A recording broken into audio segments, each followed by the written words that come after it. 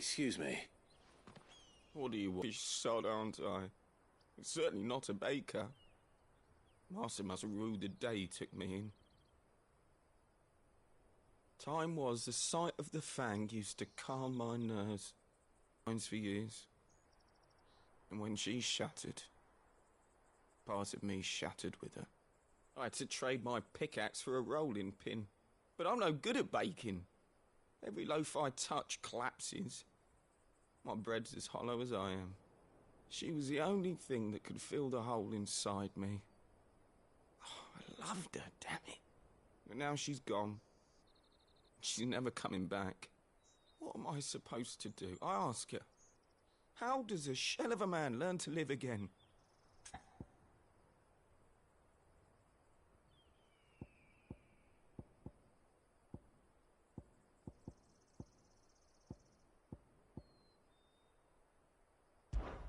Try to remember the good times.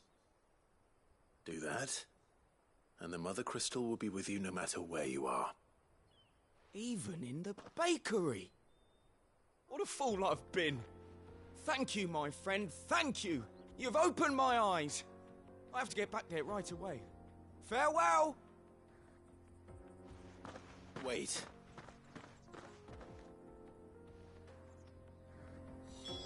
Suppose you won't be needing an escort then.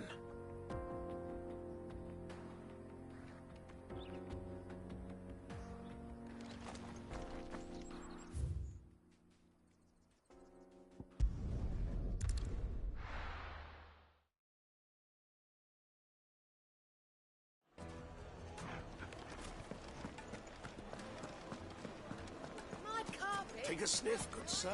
You'll be transported. Ah, there you are. The man who lit a fire under my wayward apprentice. Though I worry you might have stoked the flames a little too high. He damn near ran me down trying to get to my oven. Master? I dare say it is. Just look at it. A perfect likeness of the Fang herself. Her steeple peaks, her fulsome spurs, her inviting hollow. True, my loaves collapse more often than not, but what's the Fang without her crater? Why, no Fang at all. And look, inside. She's filled to bursting with a bounty of beautiful crystals. Salt crystals! Master, I have found my purpose. I must use my work here to preserve the memory of the Fang. Well, if it tastes half as unique as it looks, I'd certainly say you're onto something. Not only is my apprentice back, but he's finally pulling his weight. With any luck, I might even have a new delicacy on my hands. I don't know how you did it, but you have my thanks.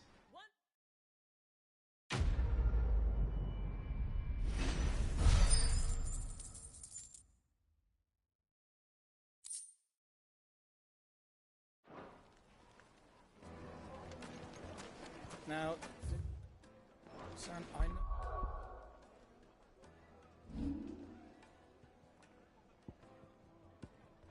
Looking, but do you...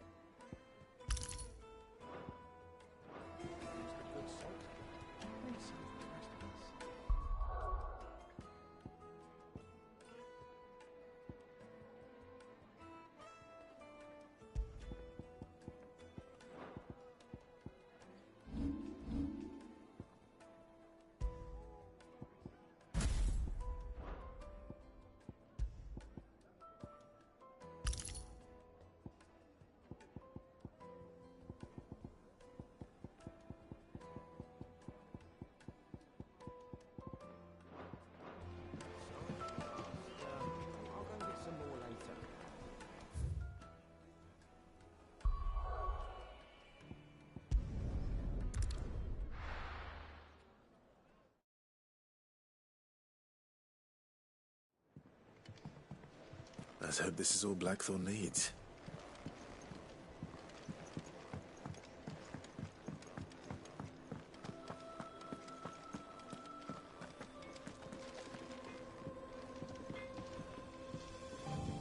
All right, Clive.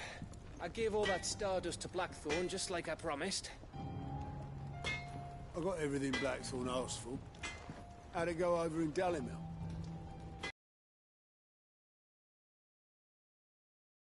Thorn, got everything you need? Yeah.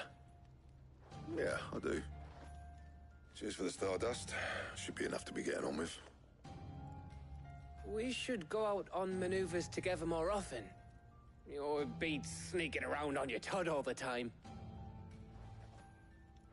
I'll make a start on putting this thermal plating together then. It will take some time, mind. So if you've got other things to be getting on with, I could do without you breathing down my neck. Thank you, Blackthorn. I'll let Mid know construction's underway.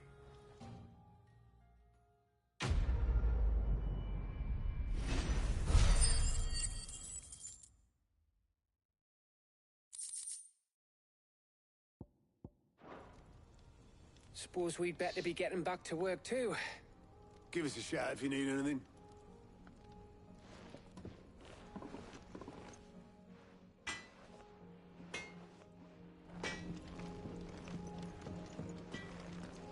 He cracked the crystal too? You're joking.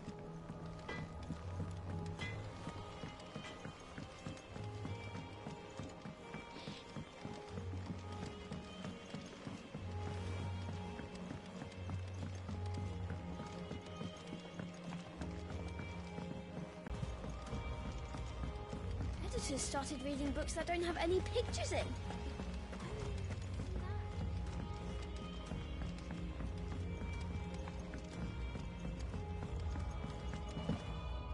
If I don't come up with something soon. You'll be pleased to hear that Blackthorn started work on the plating. Excellent. 1 down, 2 to go. So, what's next? The helm, of course. For this, we'll be repurposing fallen scrap. Salvage from the ruins? I thought that material was all but impossible to work. Ah, but we don't have to. I'm sorry? Just so happens there's one particular ruin that's broken into exactly the right shape and size pieces for what we need. What's the name back there? I'll give you all the details. What's her name? Right.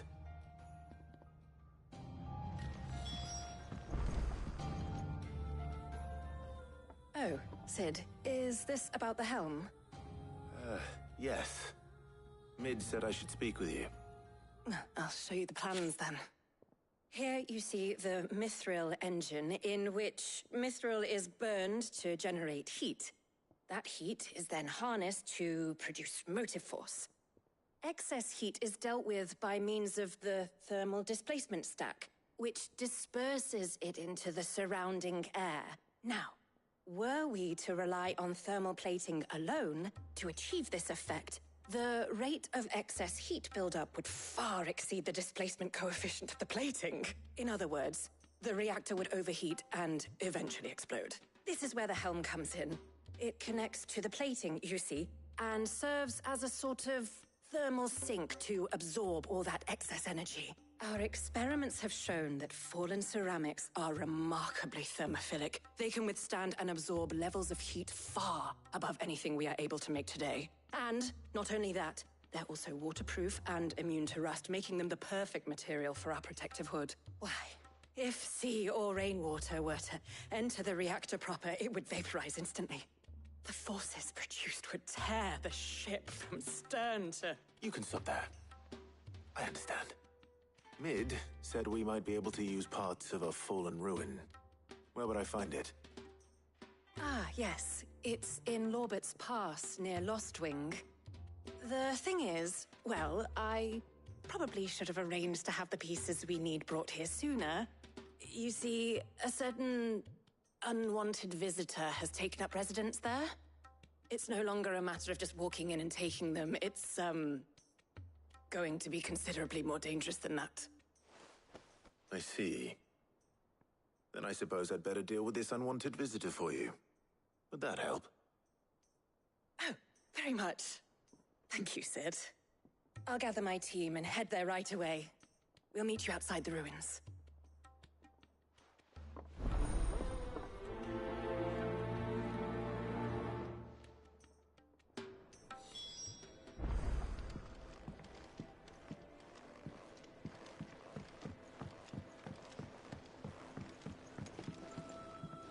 Think Mid might need some help tidying up that workshop. Think Mid might need well-meaning souls to leave her alone. She has it how she likes it.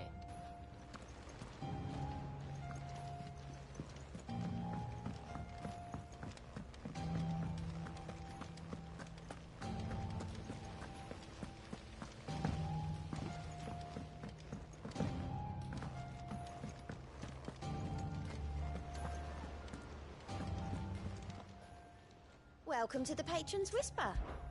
Your benefactors are a generous lot. All yours. Come again. I may have more for you.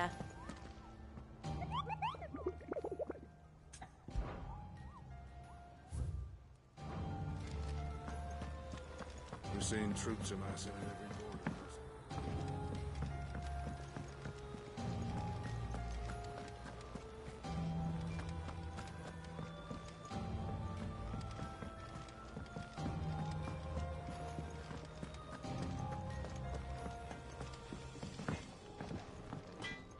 What do you need? So, what'll it be?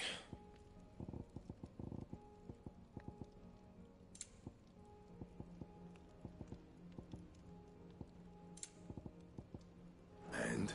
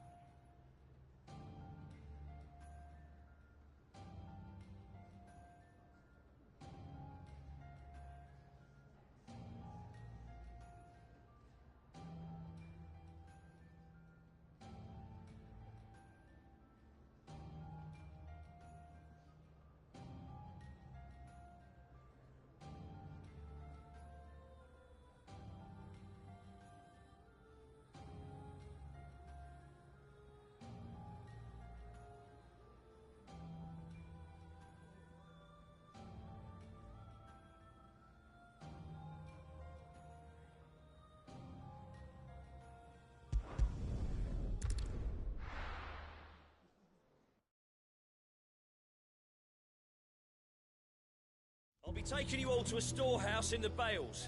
Leave anything you don't need behind.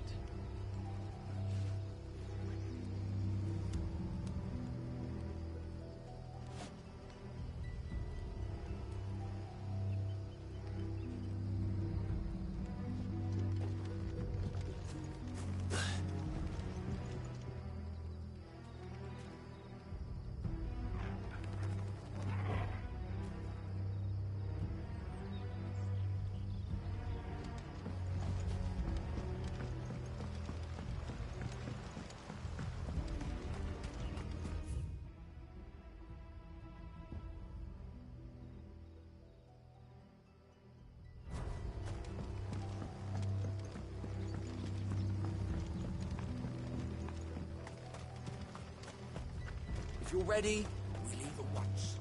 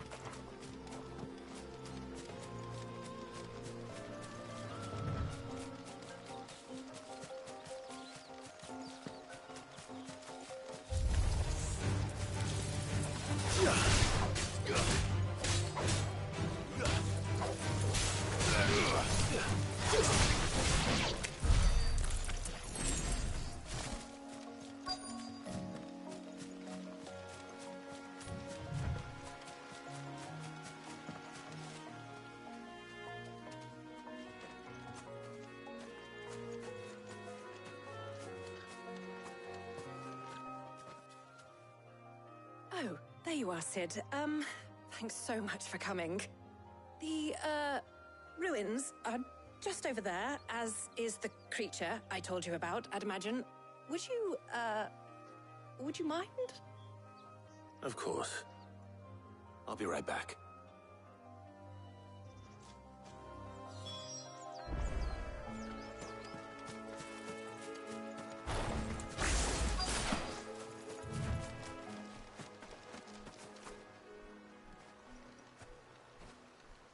Anybody home?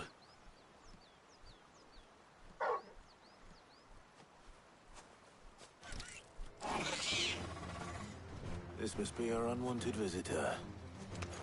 Time to go.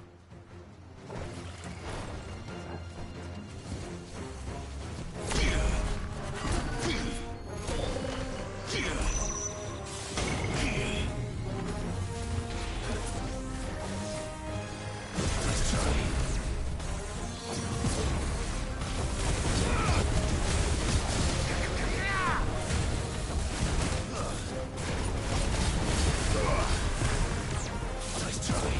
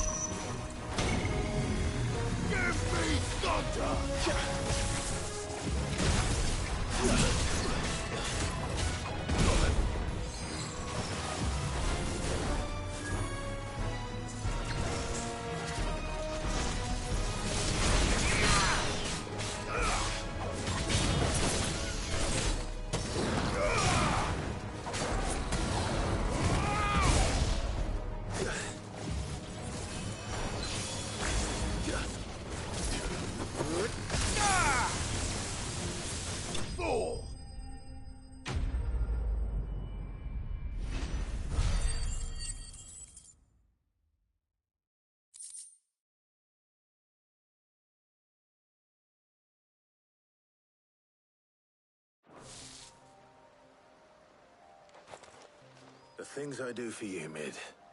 Sid! Oh, thank goodness you're safe. You shouldn't have any trouble now. Indeed. Well, don't let us keep you. We'll, see that everything is transported safely back to the hideaway. All right. I'll let Mid know you're on your way.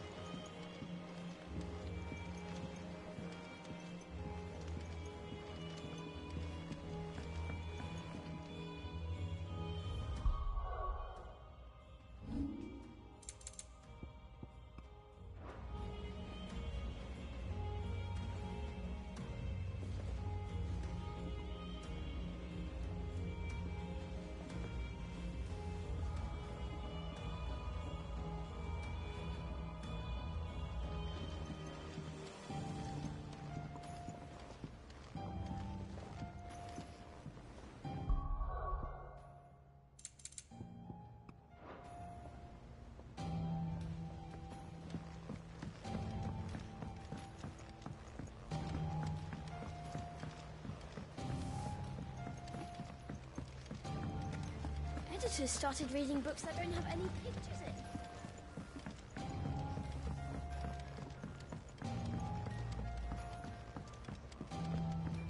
If I don't come up with something soon. Mid. Helena has recovered the material for the helm. She'll be along shortly. Excellent. Another job well done. And just one remaining. Right. Right, the shielding. This one's a bit of a bugger. How so?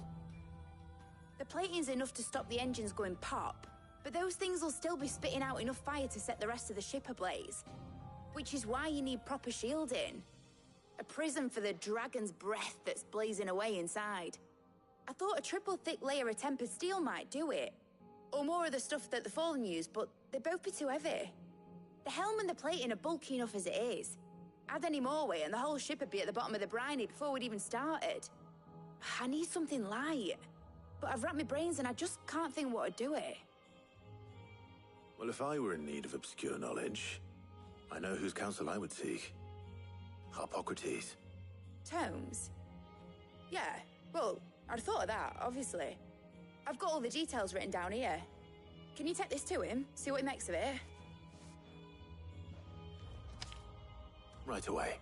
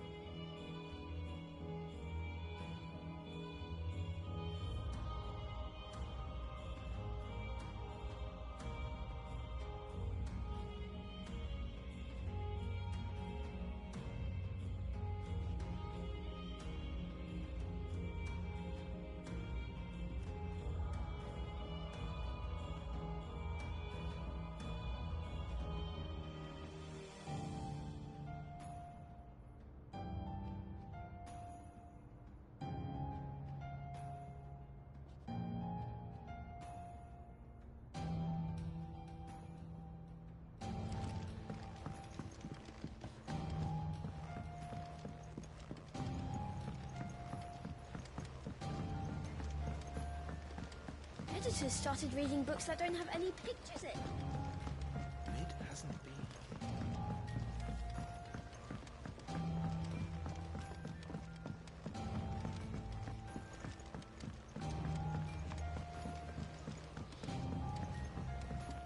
I went up to give some breeze to the drum.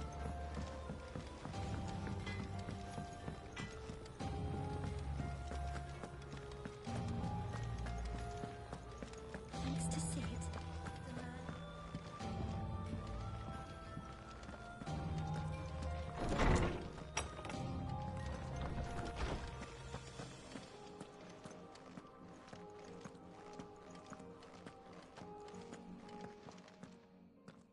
Harpocrates, do you have a moment? For you, Clive? Always. Well, actually, it's for Mid this time. Could you take a look at this?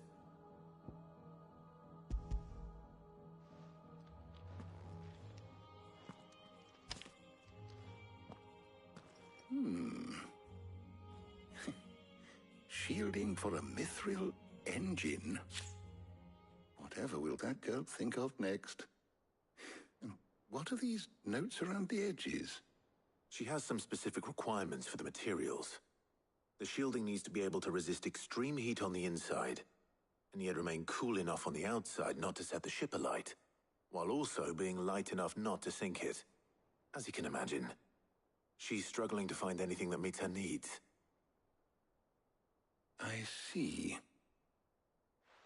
I wondered if you might know of a solution, or if you might be able to search the records for one.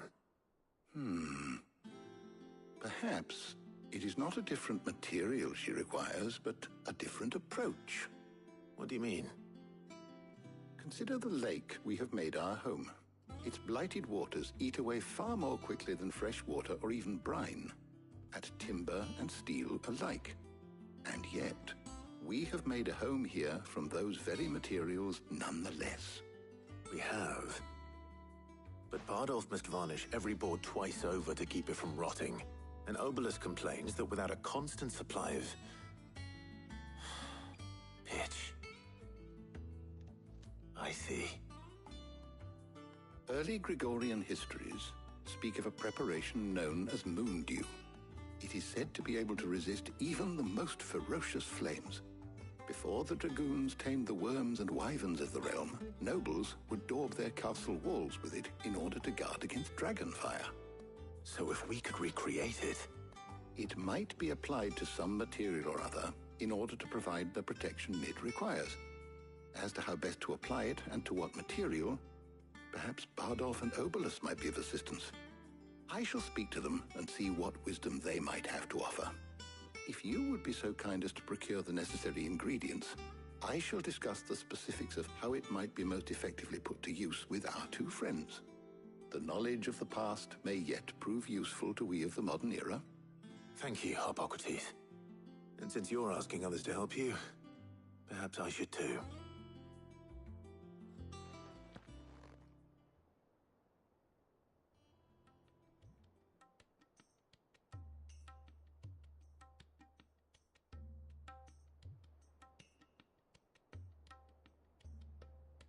So you need a hand, do you? We do. I'll be heading to market for the ingredients we need. I could do with some help. And some company, too.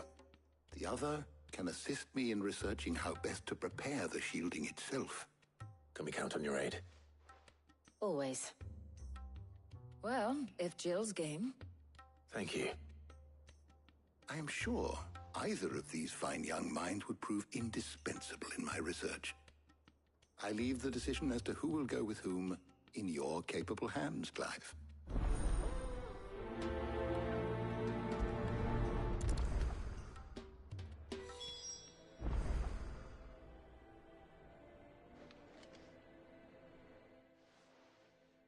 So, Clive, have you made your decision? Who will accompany you on your little excursion?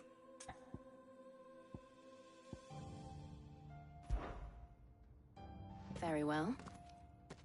So then, what do we need to find? I have taken the liberty of preparing a list. Here. White chocobo eggs. Pepio nuts. Are you sure this list is right? Everything on here seems very edible. I would have thought the ingredients would be a little more exotic. Though these items may seem mundane, they have potent effects that are rarely exploited, effects for which they were once highly prized. So much so, in fact, that they were harvested almost to extinction, hence moondews having fallen from favor. Now, of course, they can be obtained with ease. You should be able to find everything you need at the market in Northreach. Is that so? I've been meaning to visit Northreach anyway. I'll set out now. Join me there when you're ready. I will. Until then. You two enjoy yourselves. You too, Talia.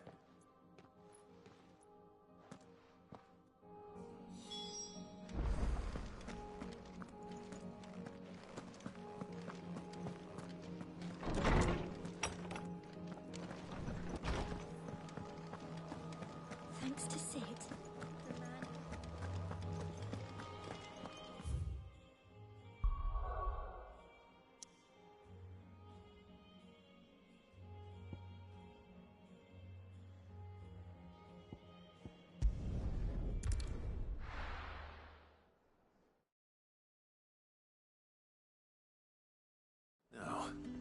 Where's Jill?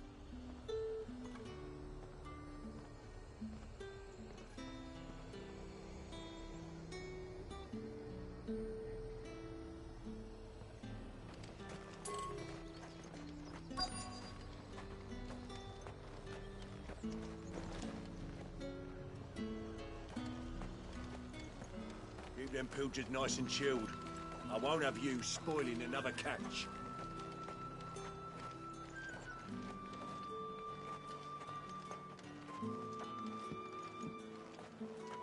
Are those Pepio nuts? You can never tell. How goes the hunt for ingredients? I've only just started. I'm sure everything we need is somewhere amongst all these stalls, though. Why don't we split up and see? We'll take a couple of ingredients each. All right. What am I looking for? How about you look for the Pepio nuts and some garlic? I'll find the other things we need. We can meet by the gate when we're finished.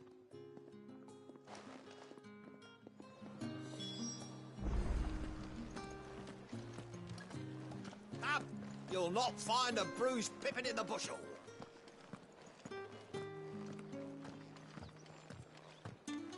Fresh cuts. Come and get them before they're gone.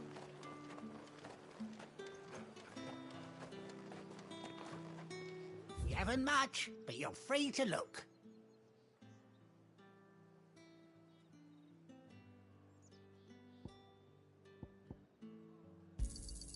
I hope it's to your liking. You're always welcome here in Lostwing.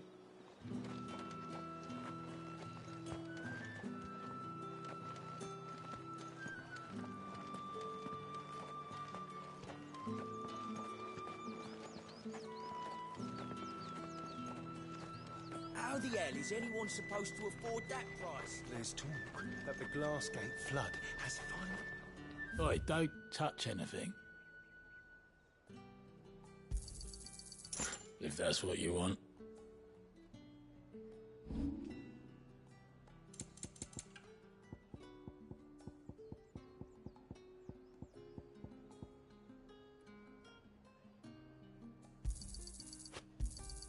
You're lucky to get that much. I pay what it's worth and no more. You're lucky to get that much. Thanks for nothing. Good riddance.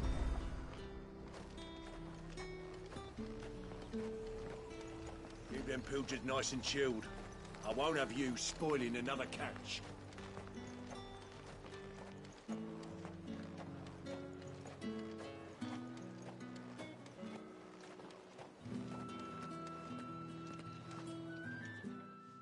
Did you find everything? I did. Here.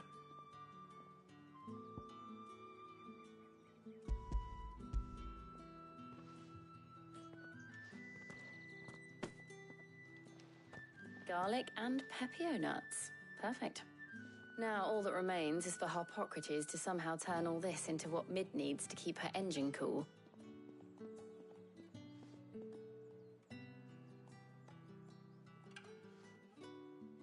But before we head back, would you walk with me a while?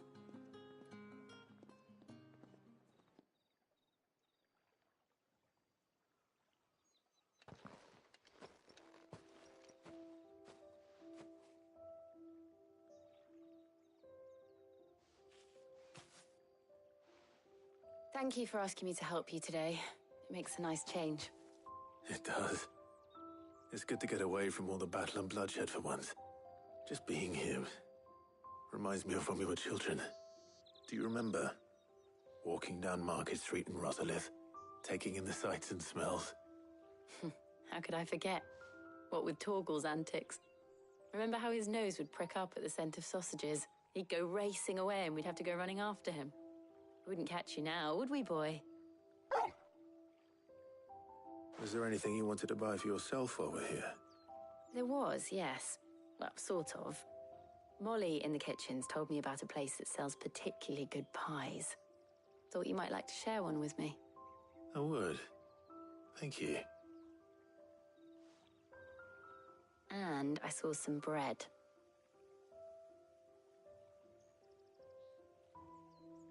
Big white cobs like the baker back in Rosalith used to make. What do you think? I thought we might get some soup to dip it in. But then I tried a slice of the butcher's dry-cured ham, and it was just... oh. You all right? Sorry. It's just... you're right. I really do feel like a child again being here with you.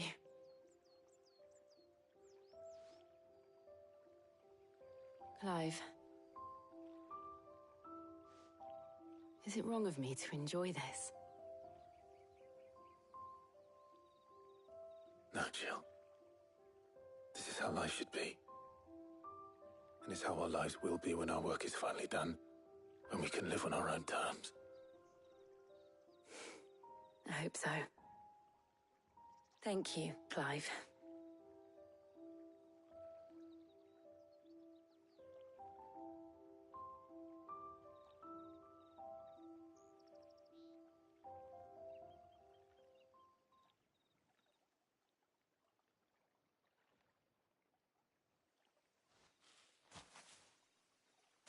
Well, I suppose we better be getting back. I need to give these ingredients to Harpocrates and Talia. I'll see you at the hideaway. Take care. I will. You too.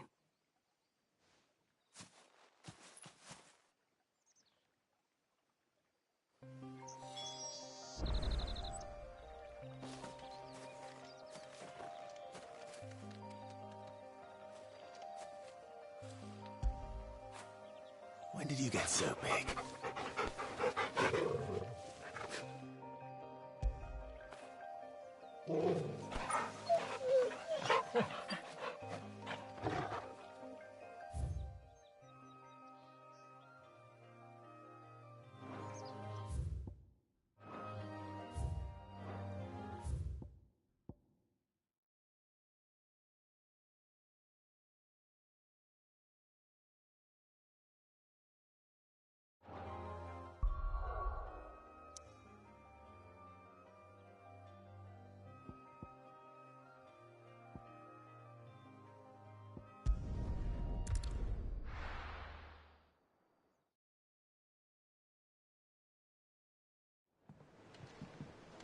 I wonder how Harpocrates is getting on with the moon dew.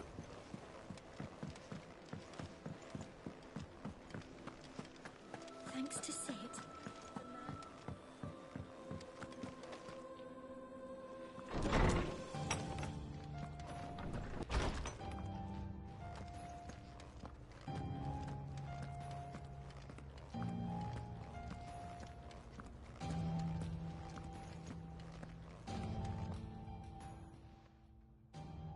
How's work on the shielding progressing, Harpocrates?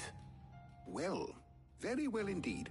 And thanks in no small part to your kind assistance.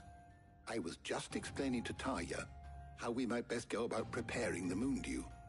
And now that we have all the ingredients, we may begin. You can count on me. I've mixed more than a few mysterious concoctions in my time. I'm sure you have. What about the shielding itself?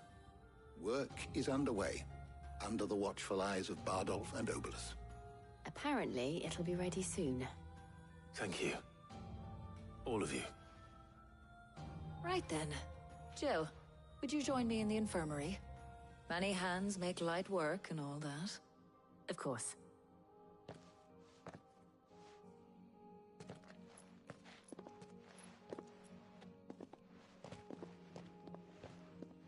Oh, and Clive, thank you. It was nice just being with you.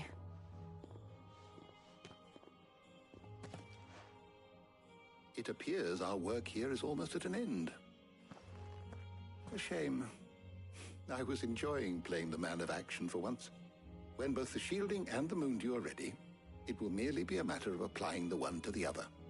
Followed by a rigorous process of testing and retesting, of course. Perhaps someone ought to warn young Mid of that. Leave it to me. Thank you, Harpocrates.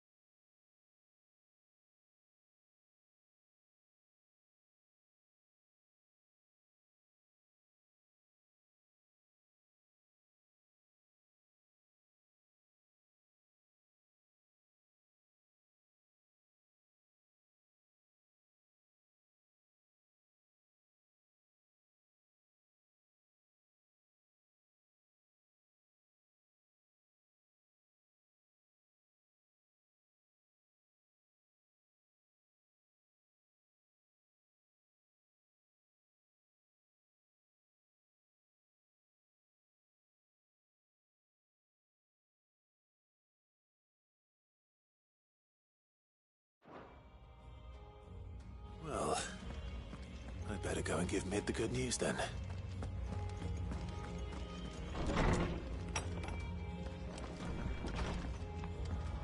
Oh, I'm never drinking again.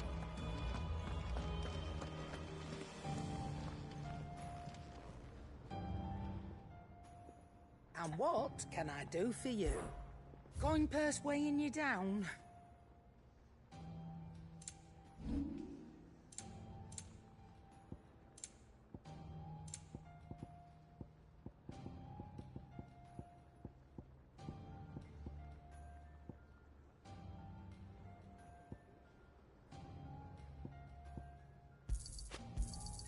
You got out else? I'll be thankful you got that much.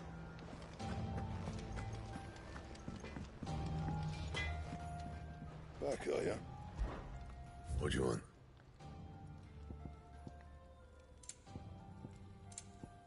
That it? Fine. I went up to give some...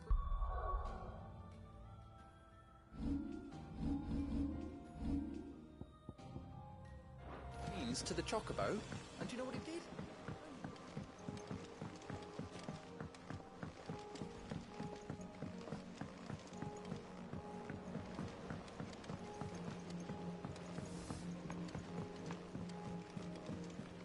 Editors started reading books that don't have any pictures in.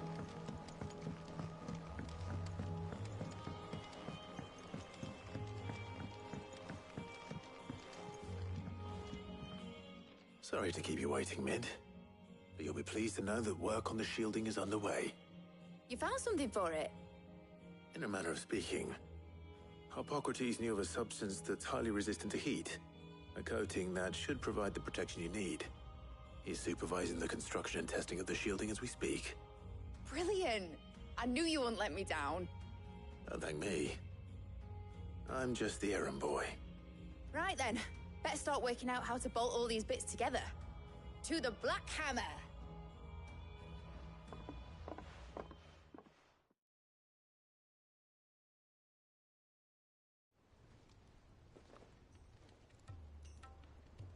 You know, when I got into the smithing game, I thought I'd be making swords and shields, not thermal bleeding didgeridoo-dahs. Displacement stacks. Same difference. Whatever you call it, I ain't putting it together in here. It's cramped enough as it is. Let's take this outside. Mid, you get all the parts lined up on the deck. I'll take care of the rest. On my way! Oh, and bring me the biggest hammer you can find. This is gonna require some precision walloping.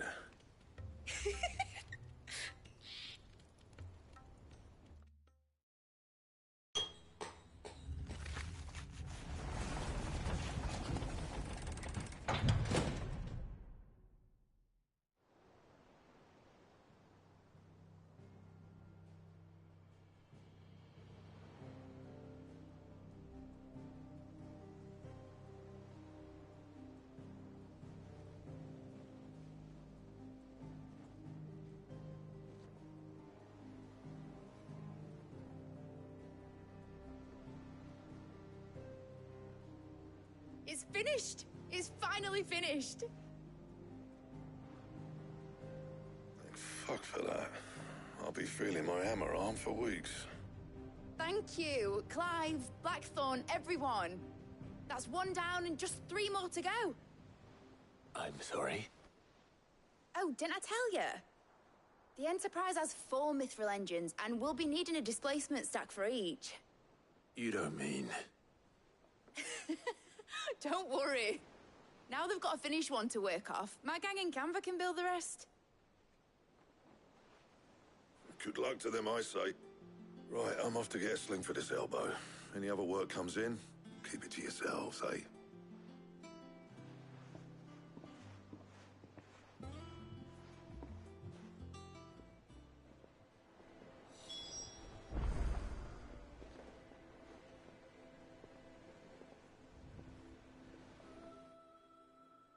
What's the matter? Nothing. Just daydreaming. Thinking about the Enterprise sailing off over the horizon to shores unknown, searching for a land untouched by the Blight, just like me and my dad planned.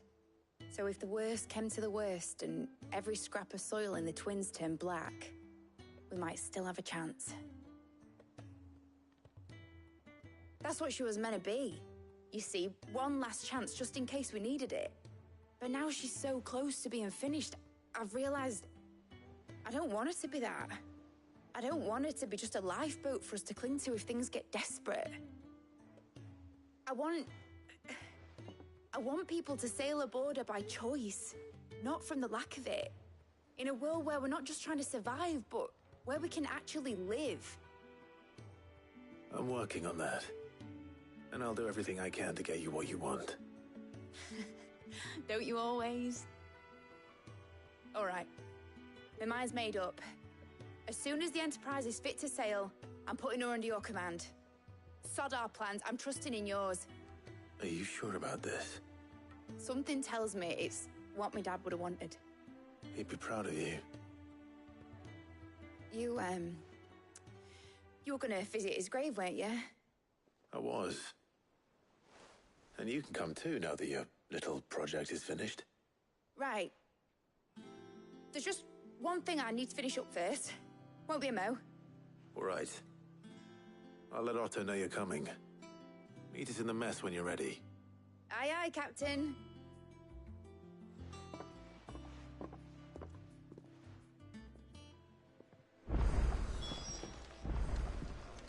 Mid told me she was building a ship. Is that the thing Tomes helped to build?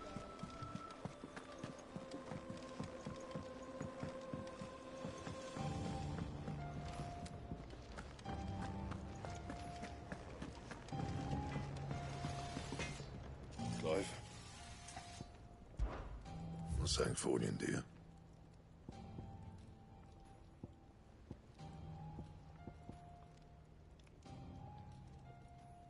That it? Fine. Back, are ya? What's saying Fordian, do you?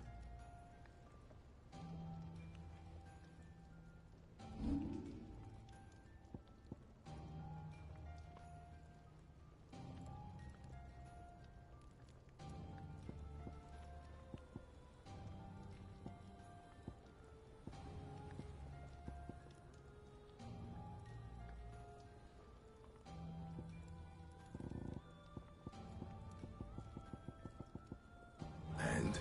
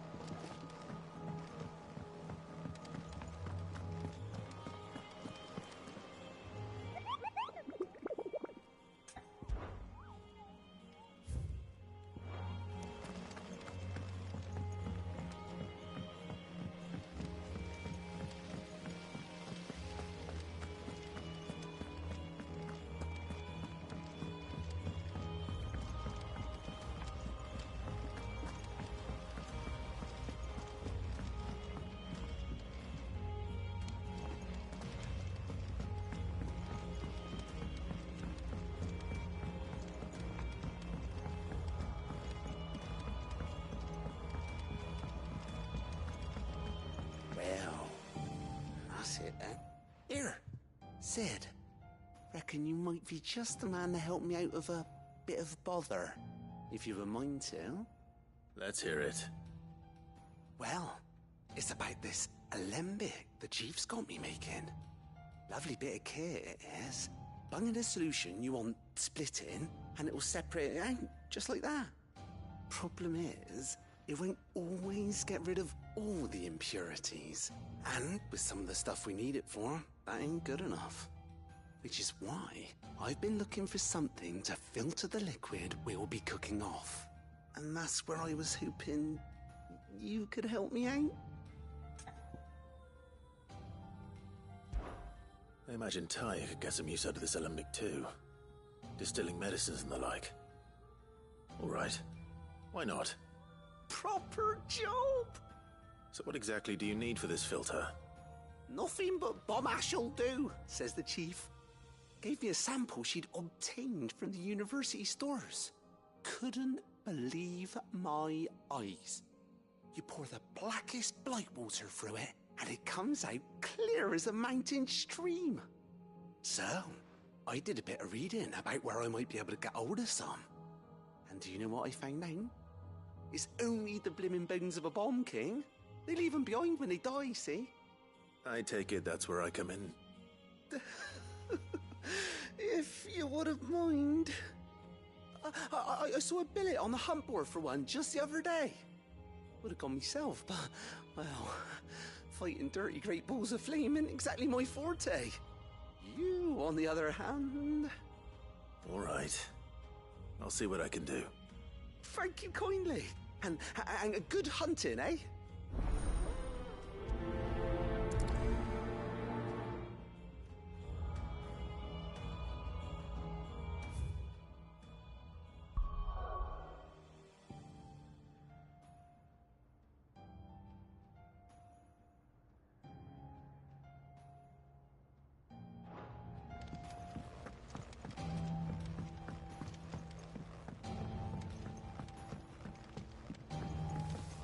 I think Mid might need some help.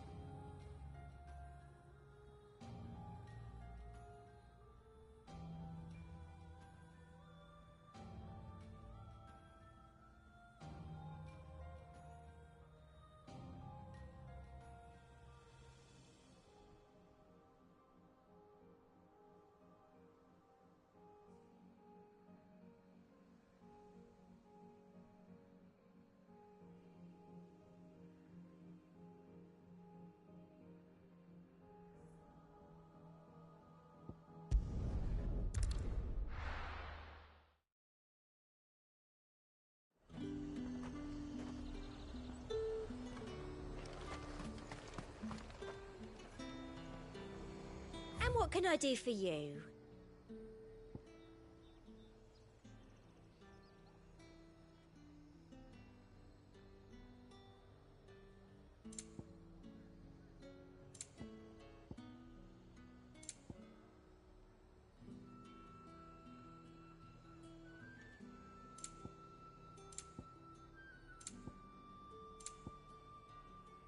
And a fine, fine day to...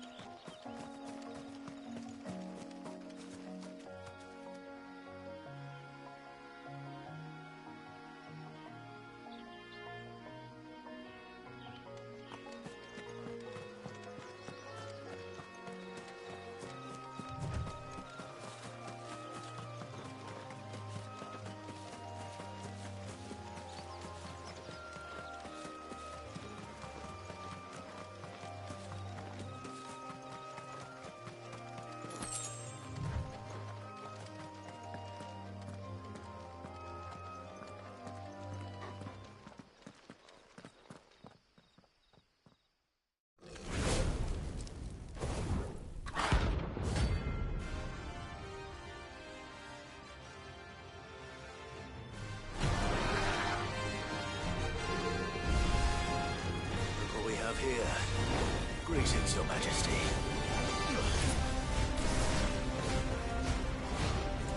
Waken winds!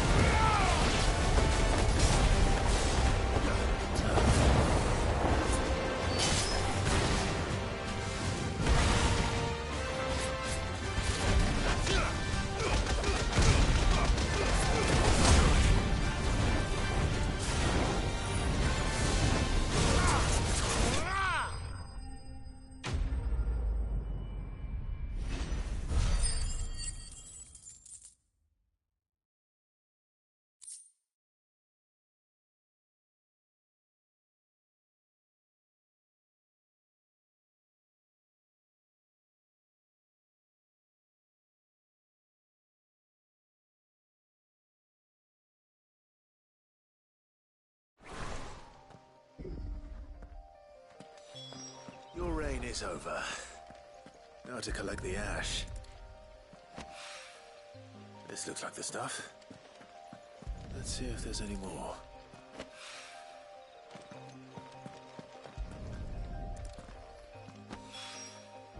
That should do it. If Hawaii needs more than this, he can fetch it himself.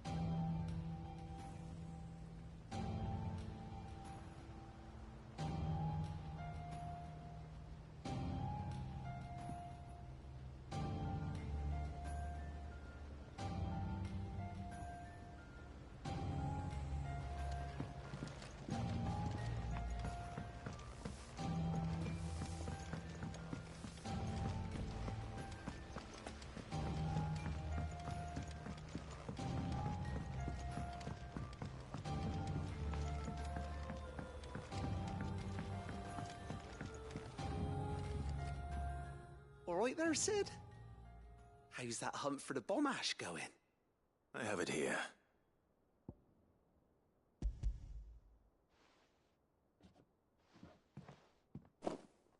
That's the stuff. And plenty of it, too. Enough to keep the alembic bubbling away for a good old while. You're a gent, Sid. Let nothing say otherwise. Right then, let's get this contraption up and running.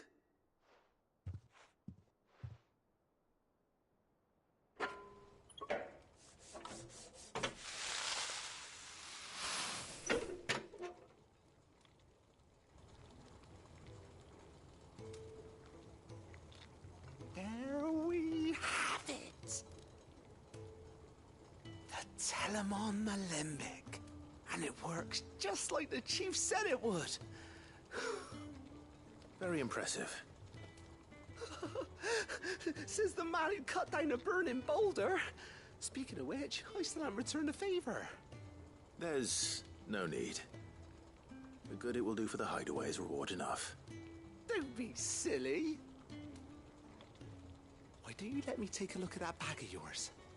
The one you keep your potions in. Reckon I could work some magic on that, huh? What kind of magic? Well, we happen to have isolated a substance in our test run of the alembic that I reckon will make even the toughest lever supple as anything. Thought we might use it to breathe new life into old boots and the like. Save the hideaway a few gil. Ah, I reckon if we slap a bit on your bag, it'll loosen it up enough for you to squeeze in a bottle or two more. Well, it can't hurt to try, I suppose. That's the spirit. Leave it with me. I'll only be a mo.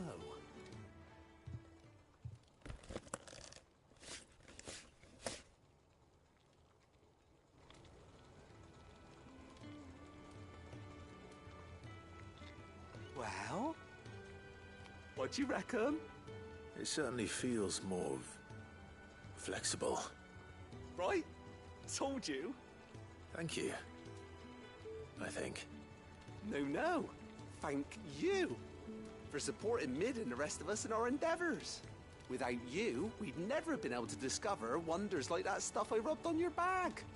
And I'm telling you, there's plenty more where that came from.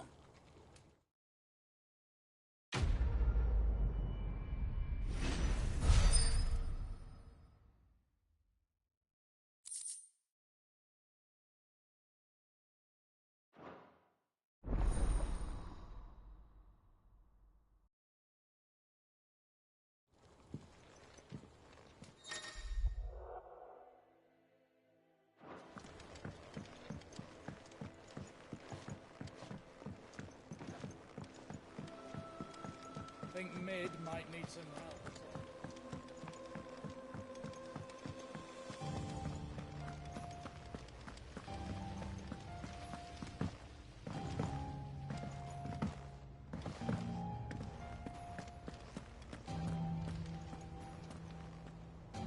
All right, Clive.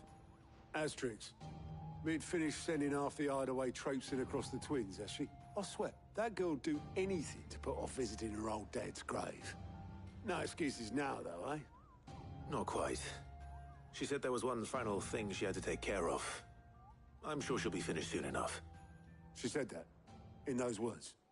She did, yes. Clive? Were you born yesterday or something? There is no thing. She'll probably be halfway to Canva by now. Mid. I might still be able to catch her.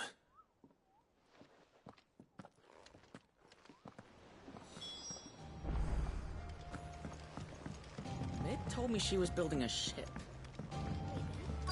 Is that the thing Tomes helped with? Obolus, have you seen Mid? Yep. In a boat, going that way. Then I'm too late. You in a hurry at all, are you? Oh, I offered to take her across, but she wouldn't wait. Just paid for a dinghy and rowed off. Oars going like the clappers. Got some life in her, ain't she? But anyway, I was on my way up to see you, as it happens. Got a letter for you. Urgent, by the sound of it. One of your uncle's men said I was to hand it to you in person, post-bleeding haste. And you're here now. Thank you, Obelith.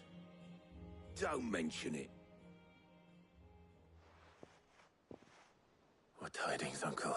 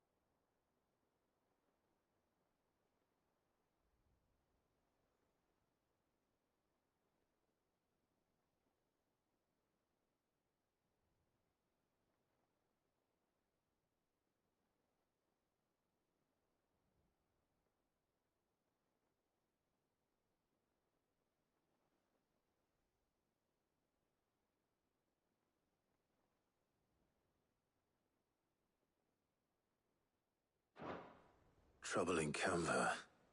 Well, I'll need someone to keep an eye on Mid.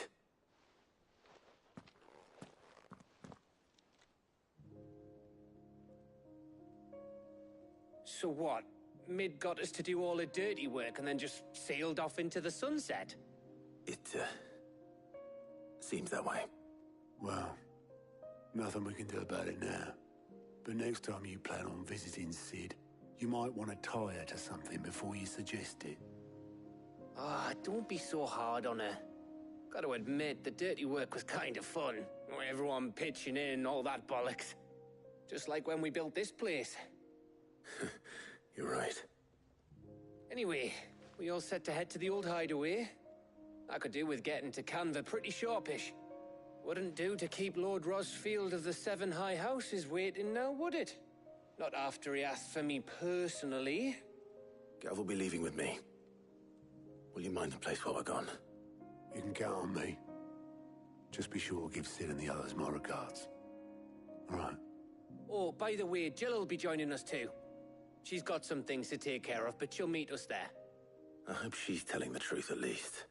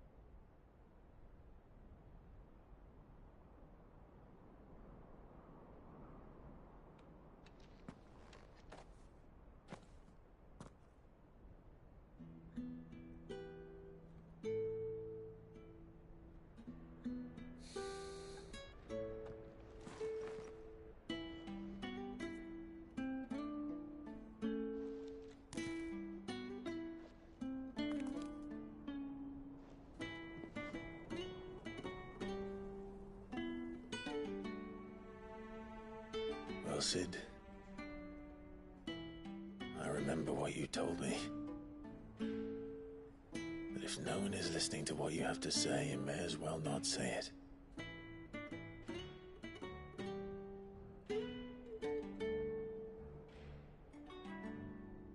But I will say this, old friend. Hugo Cooker is gone. His shadow looms over us no longer. It's a pity the Phoenix can't be in two places at once. If he'd have been with us, Maybe he could have done something for the lost. Not even the Phoenix can bring people back from the dead. Life has a beginning and an end. So we must live while we have the chance. And not as slaves to the crystals, but as free men. May we join you?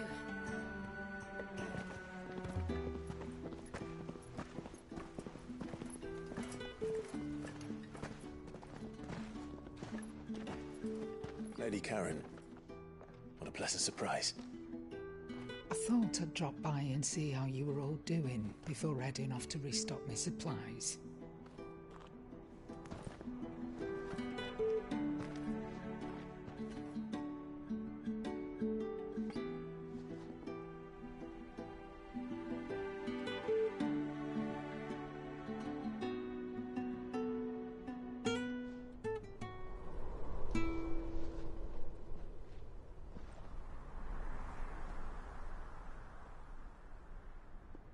It wasn't the most scenic view back then, but it were never as bad as this.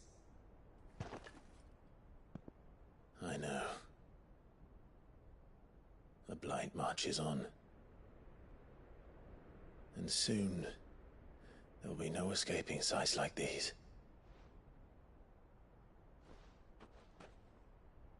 So our mission remains unchanged. We cannot stop until every Mother Crystal is gone, and their thirst for ether with them. The only one that remains in Storm is Drake's tail in the Crystalline Dominion. Our next target. We're going to Twinside. It's the capital of the Empire these days. I wouldn't like to think how tightly guarded they've got the place. Not that that'll stop you, but we'd do well to scout it out before you go charging in. We would indeed. If you're off to the Dominion, you can take this great lump with you. Goods. Oh, I am sorry. Have you forgotten you're the most wanted man in the Twins?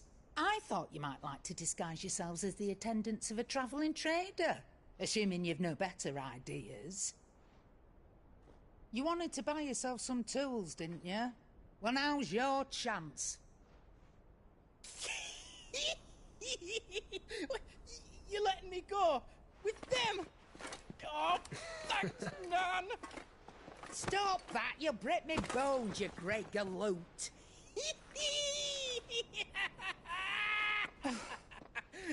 There's a caravan that runs back and forth between the Dominion and the Bocklab markets. It's managed by the Merchants Guild. Just show them Goots' traders pass and you'll be on your way.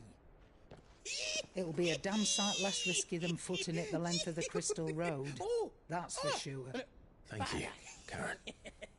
And glad to have you with us, Goots.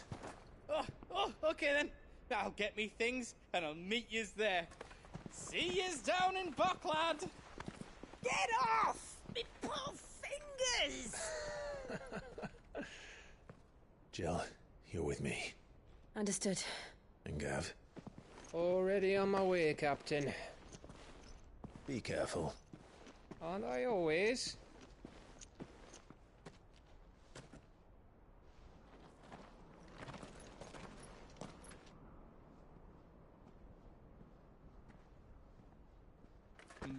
Do you see that, Sid? Your protege's making a proper little outlaw of himself.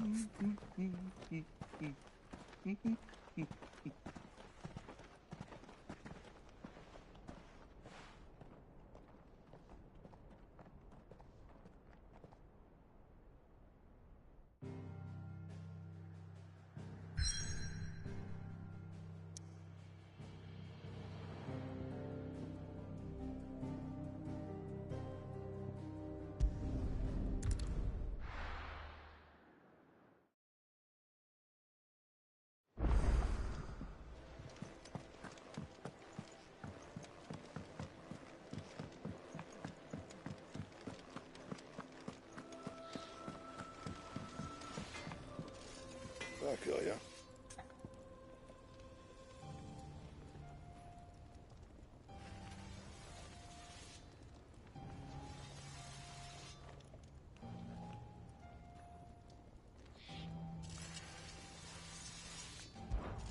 So, what'll it be? Anything else?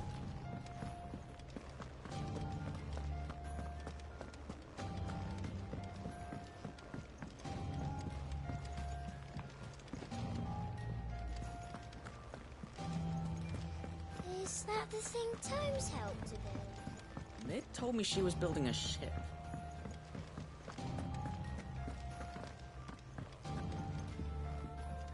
And how may I assist you today?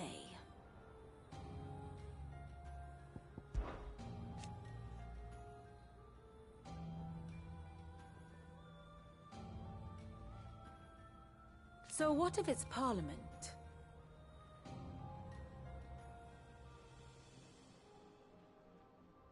Which leaves but one man.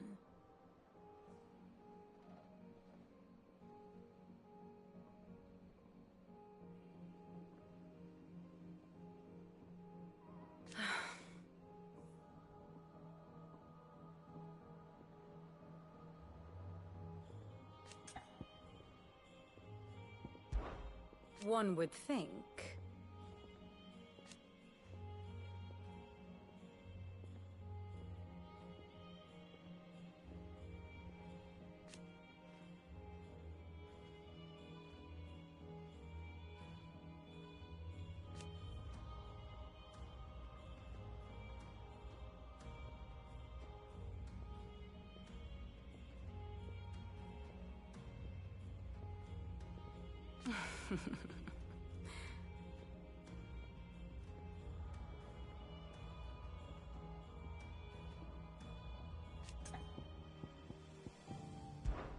What is it that you wish to learn?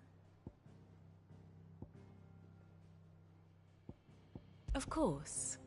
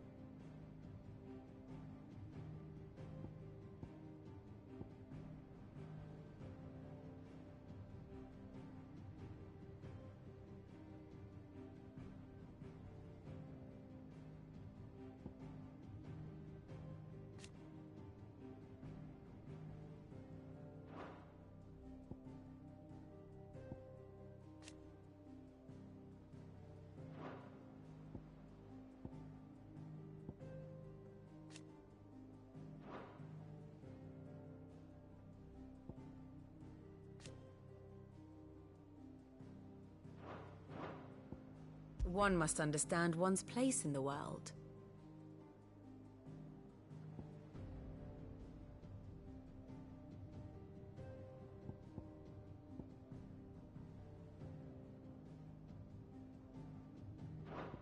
Thus ends today's lesson.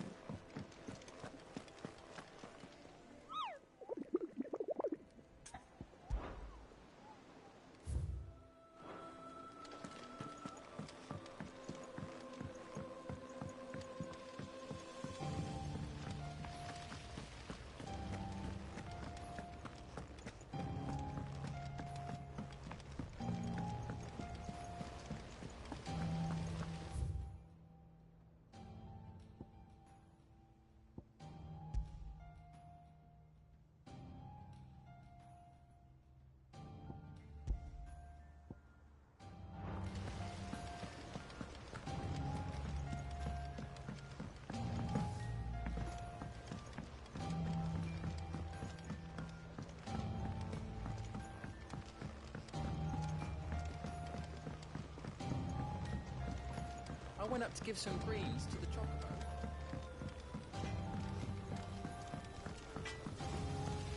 He crystal too. You're joking.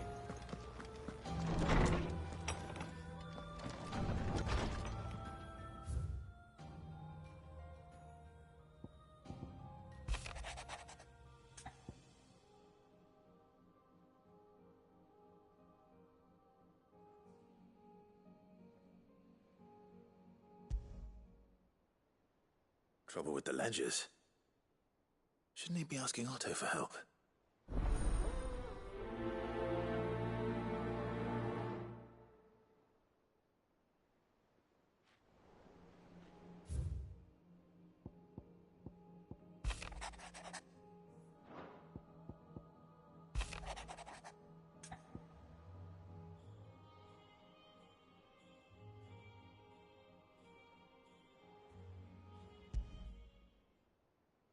What could be wrong with Torgor? He seemed well enough when I last saw him.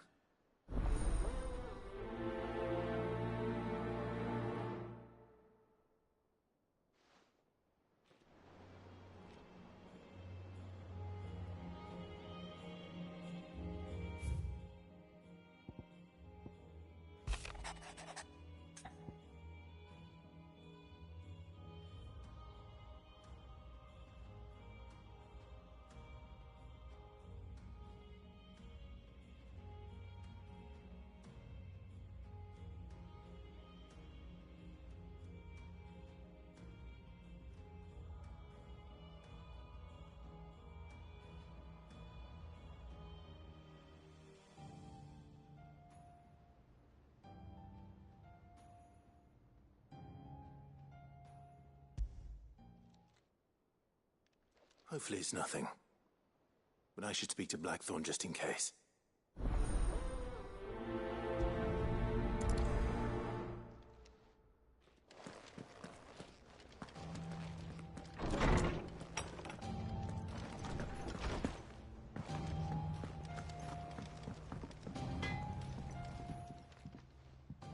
Blackthorn, do you have a moment? Not really, no. This won't take long. I just wanted to ask how you're getting on.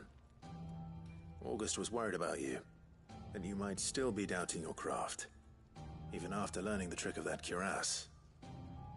Is there something else weighing on your mind? Perhaps sharing your thoughts might help. That bastard's like a dog with a bone. Still, you've got a keen eye, I'll give him that. He's just, well, Karen showed me something. Something I've never seen before. And that was? A sword. An odd-looking thing with a single-edged blade. The metal itself wasn't anything to write home about, but fuck me. The edge on it. You could slice a man clean in two with a weapon like that, and he'd be halfway home before he even realized he'd been cut. So that's what's troubling you? Nah. Not troubling me exactly. More distracting. Can't stop thinking, how do you get an edge that sharp? It's driving me mad. And if you knew how to do it, we could arm the curse breakers with even better blades. That's about the size of it, yeah. I'll see what I can find out. Sharper swords are always welcome. And we can't have our master blacksmith being distracted. You're a soft touch, you know that. But I can't say I'm not grateful for it. Good luck, eh? Thank you. Let's see what Karen knows about this sword.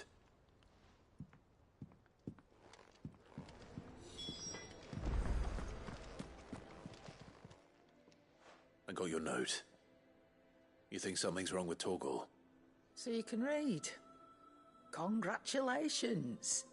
But I didn't say I were wrong with him. I said something weren't right. He's not been eating me treats. He used to love cracking the bones from Molly's boiled brown, but now he won't so much as look at them.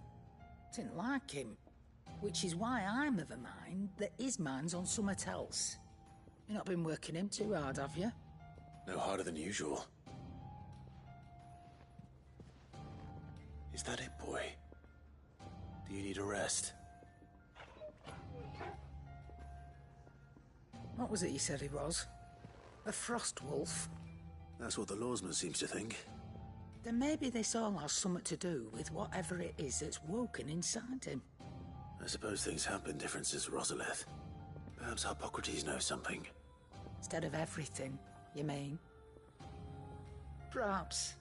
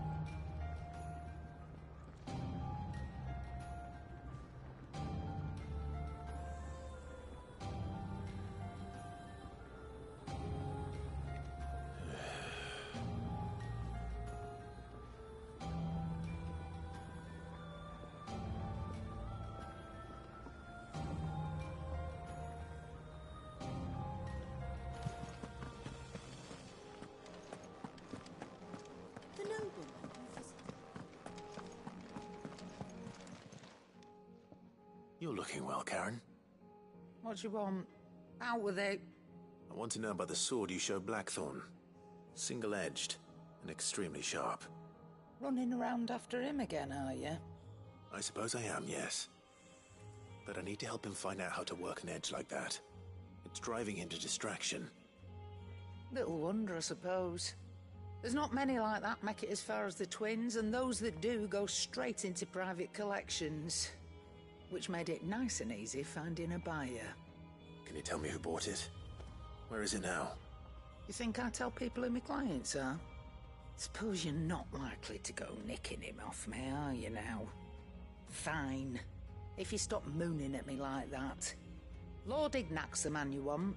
Dalmekian bloke. Collects weapons and the like. And he's got more money than sense, which is why he's one of my favourite clients. Reckon he'll still be at the inn in Dalamil, where I left him. Thank you, Karen. Oh. And he's a touch eccentric. If you take my meaning. I appreciate the warning.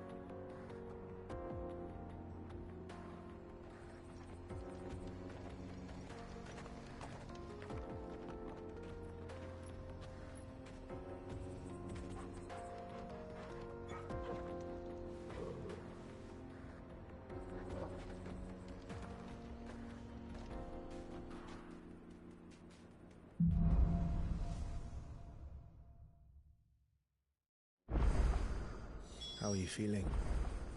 Better. Thanks to Taya. I'm glad to hear it.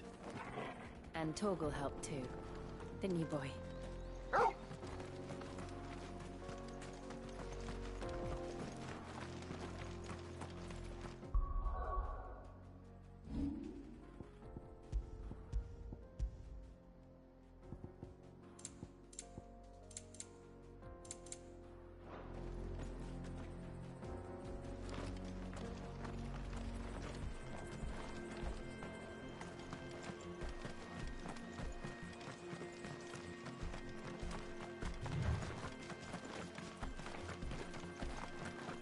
This used to be a trade route for merchants crossing the Scars, till the Republic laid a new road wide enough to let wagons pass, and all official traffic moved there.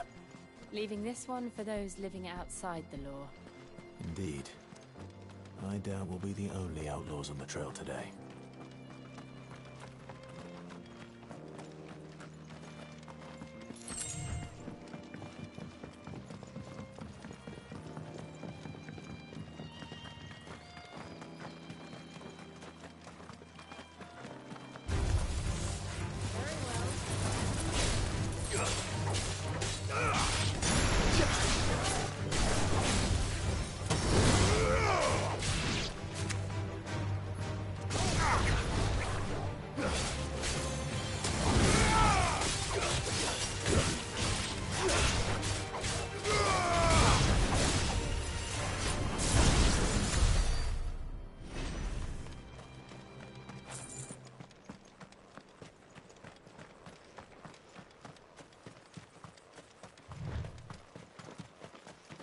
So what do you think? That we'd be lucky to make it out alive.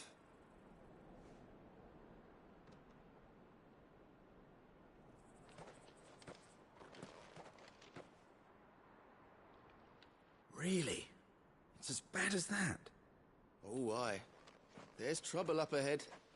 And too much of it for us to handle. I take it there's danger on the road. Oh, what about this fearsome-looking fellow? You think he'd be equal to the task? Oh, no doubt. Assuming he's willing to hear us out. Well met, friend. My brother and I have been tasked with finding a merchant's missing cart. You seen it by any chance? How does a merchant misplace his cart? Oh, the man's a coward. When he thought goblins might come a-snarling, he ran, leaving his livelihood abandoned in the pass. He sent the two of us to fetch it, but it's gone. Now, I'm not much of a thinker, but I know the work of thieves when I see it. My brother's right on all accounts.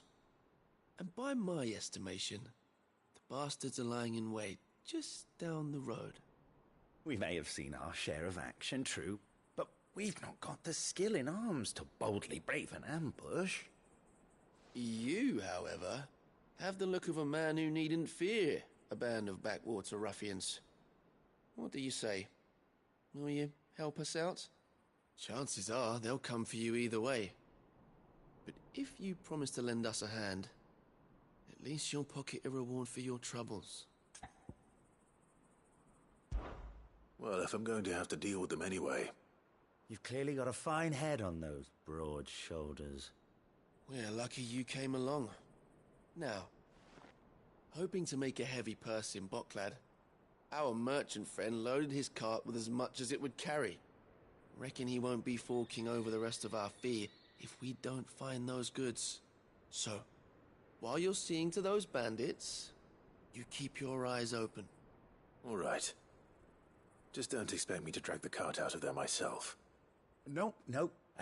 You can leave the cart to us. You just put an end to those bandits and point us in the right direction. You do that, we'll take care of the rest.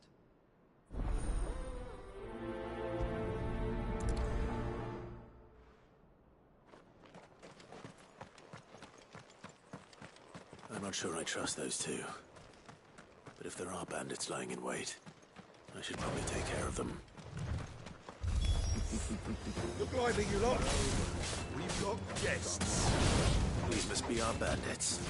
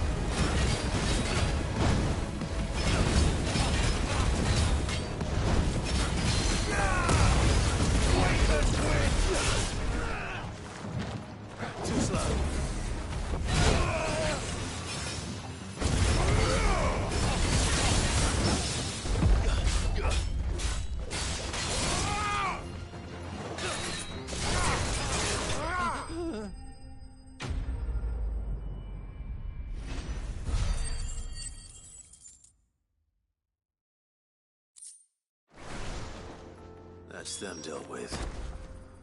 Now, where's that cart?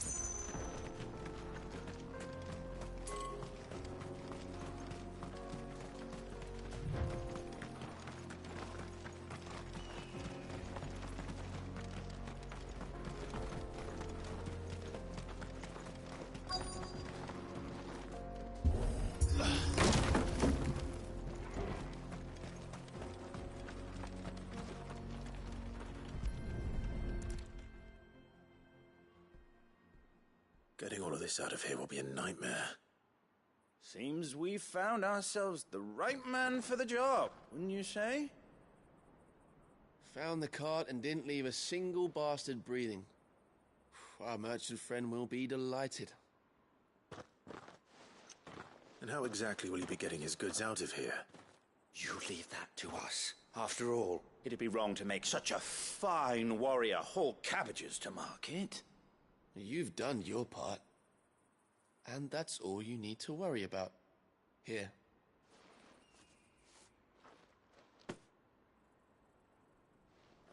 It's been a pleasure. Now piss off. There's no need to be so rude, brother. What if we want his help again next time?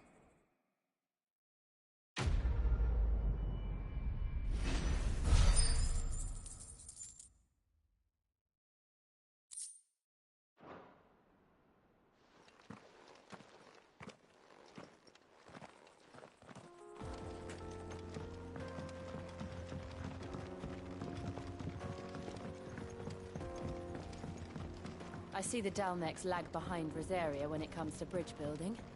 The fallen ruin should hold, at least. The path continues on the other side.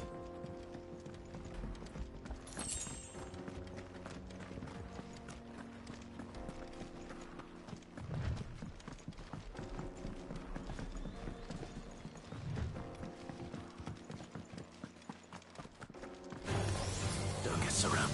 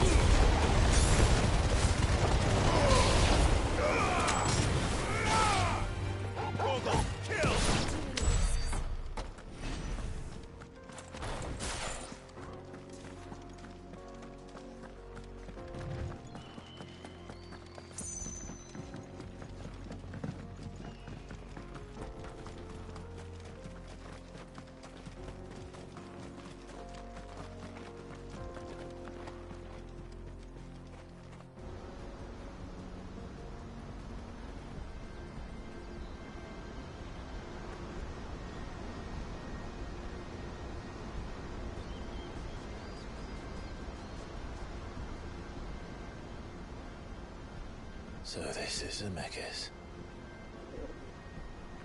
The land of the gods. It's even more impressive than I imagined. I remember being captivated by the story as a child. Long, long ago, man was overcome by avarice and challenged the gods in a bid to win their power. The final battle took place here, at these falls. Or so the legend goes. If anyone ever manages to plumb those depths, perhaps we'll learn if there's any truth to the tale. That the gods emerged victorious and punished man for his defiance by visiting upon him 2 curses.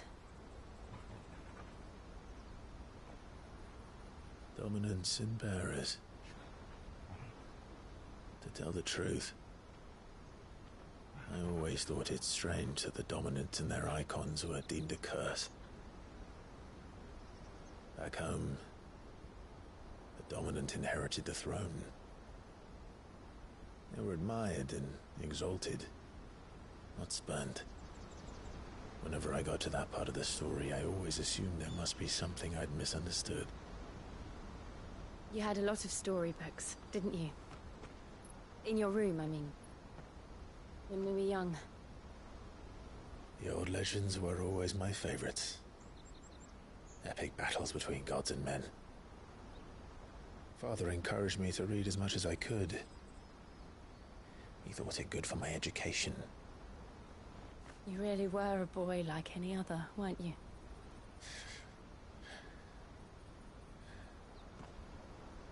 Just look at this place. It's enough to make you believe the legends are true. I know.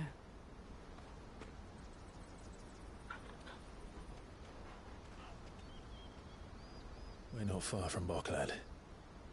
The road will be busier up ahead. And we'll have to keep our wits about us.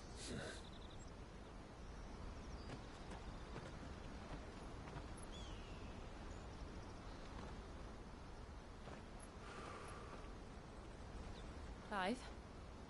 Something wrong? Nothing. It's nothing.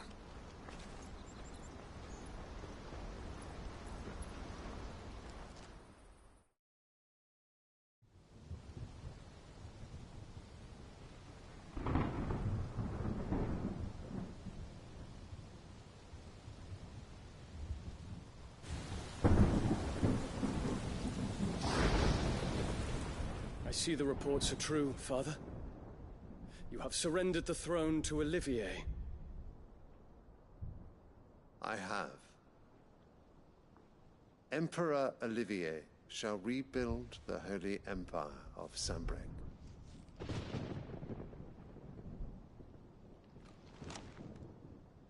How is he to rule an empire? He is but a boy. I shall advise him until he comes of age. Father, please. Or for as long as I am able. The empire we seek to build needs young blood to rule it, and I can think of none better suited to the task.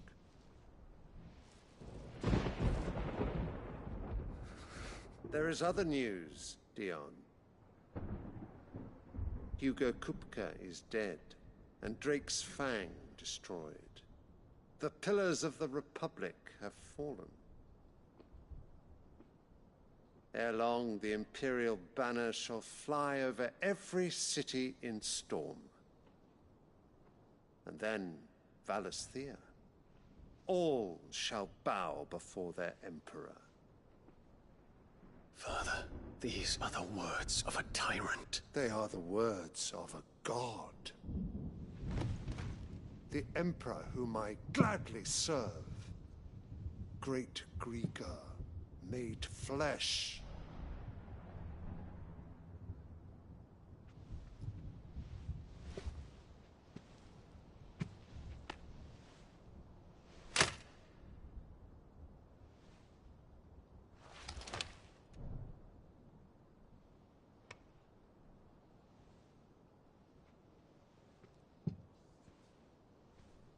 Return to your camp, Dion, and ready your forces. It is time to show the world the true power of Sanbreque.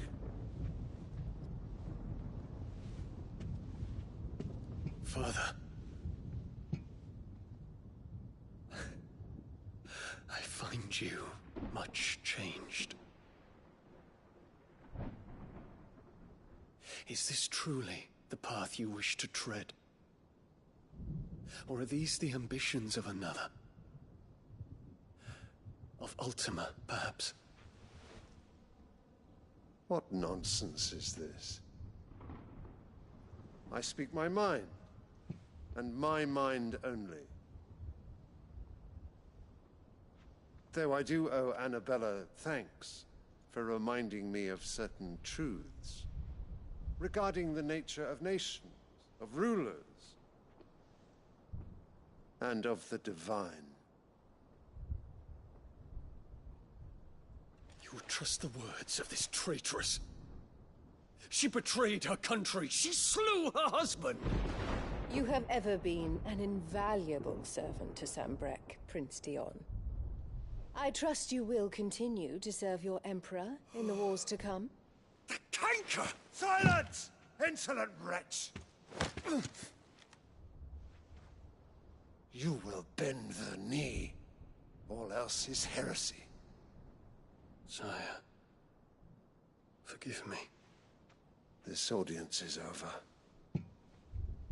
Come, your Radiance. The Rowena Syndicate awaits your pleasure. Oh, not another meeting with silly old men. They're so boring. I'm hungry, Father. Can't we have luncheon instead?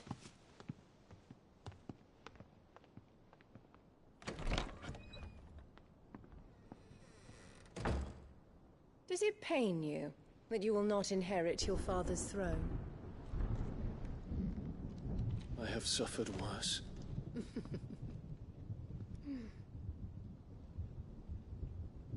Count your blessings, Dion. For a base-born child to be chosen by Bahamut is miracle enough. You have risen high on his wings, but you shall rise no higher, lest your impure blood stain the throne. What do you know of my blood?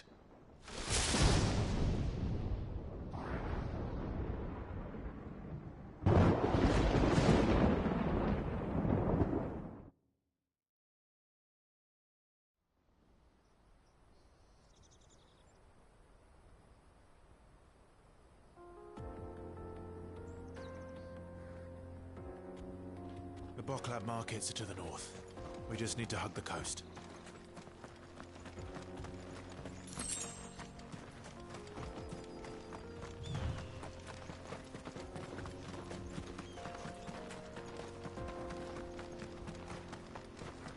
Infiltrating the Dominion won't be easy with the Imperials on high alert.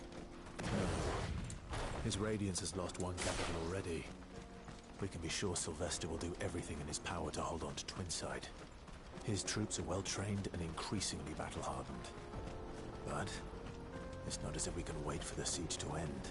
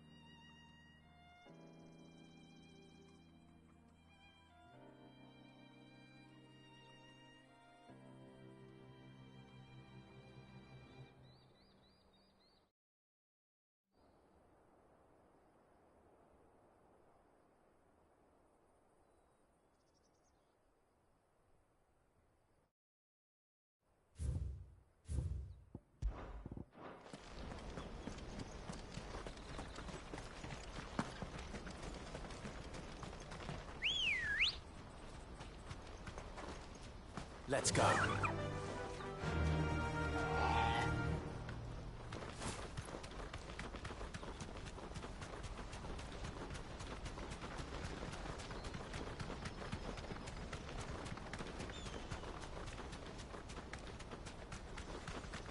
More refugees. And they're all making for the Crystalline Dominion. Because they don't know how to live without the Crystal's blessing.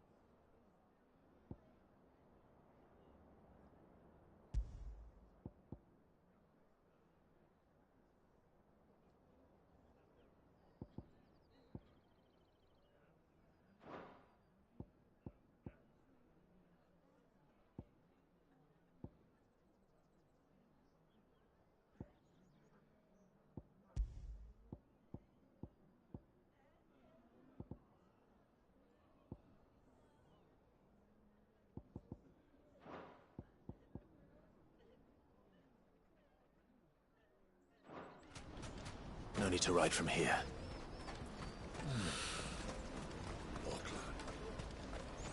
There are no crystals here. This is where we're supposed to meet Goots, isn't it? That's right. He said he'd wait for us here after replenishing his supplies. I dare say he'll have finished by now. What do you think, girl?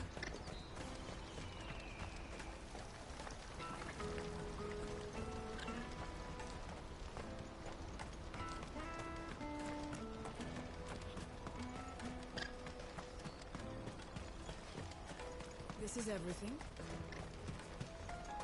Let me carry your goods. I'm cheap. What are you looking for?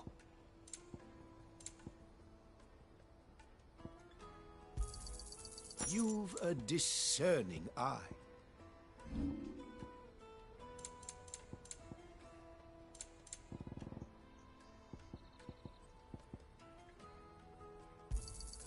Just what I was looking for. You're sure you don't need it? Out of my sight, wretch. I've no use for a brand. You can't even fill my cup.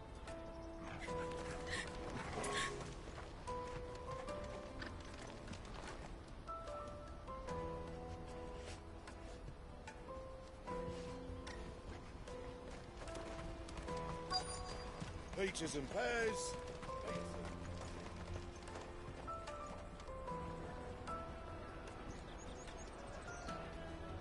Wonders from across the water. Come one, come all. Feast your eyes. Good sir, can I interest you in...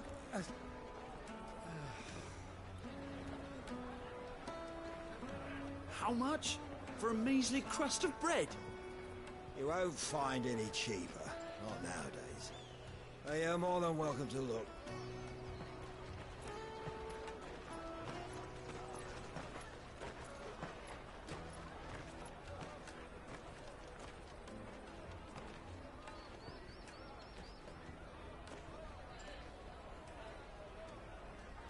The Empire's unlawful and illegitimate occupation of the crystalline dominion is still in effect. Only those whose business in Twinside has been officially approved by the Republican Army will be permitted to cross the border. All who seek entry are to form a line and ready their documents for inspection. Looks like we aren't the only ones who are eager to leave. And they're checking everyone. Can't you make an Not for the likes of you. We won't get through without that pass. Let's go and find Good, shall we?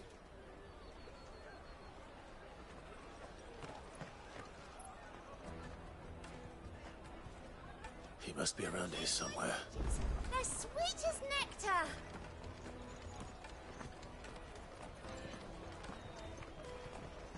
I'll take the large one. An excellent choice, my lord. Ah, Good. There you are. Clive, I'm so sorry. Don't tell Nan, will you? Slow down, Good. Just tell us what happened. It's me trader's pass. It's gone. We cannot ride the caravan without it. We won't even be able to get through the flipping checkpoint.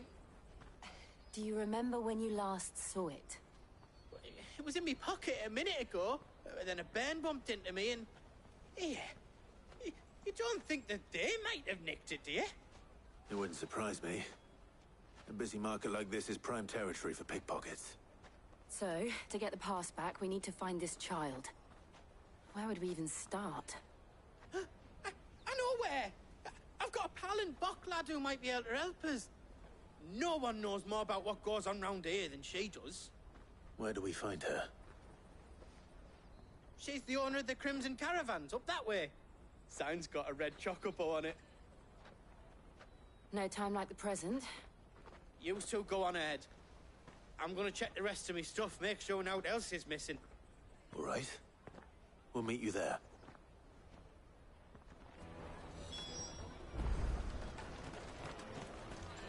Let's keep an eye out for this red chocobo, then. And the other on our purses. Stops next to the checkpoint.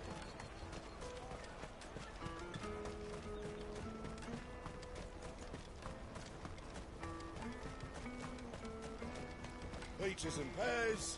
Beets and beans.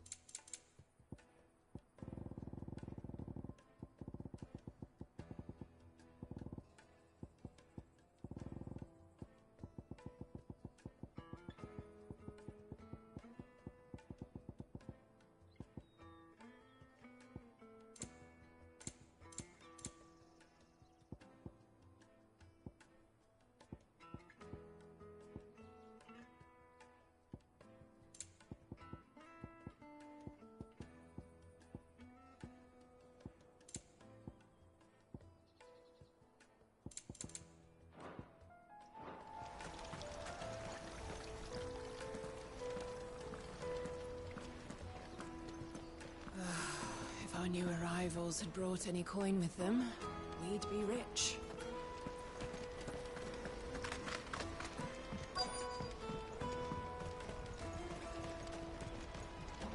Bloody crimson caravan, scooping up.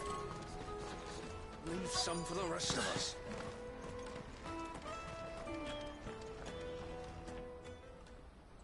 Looking to hire a coach? It's 10 million for a two-birder to the Crystalline Dominion. Take it or leave it. Oh, we're not here for that. Then I bid you good day. Oh, wait! Don't go, El! He's me mate. As I live and breathe. Goots, what are you doing back in Boklad?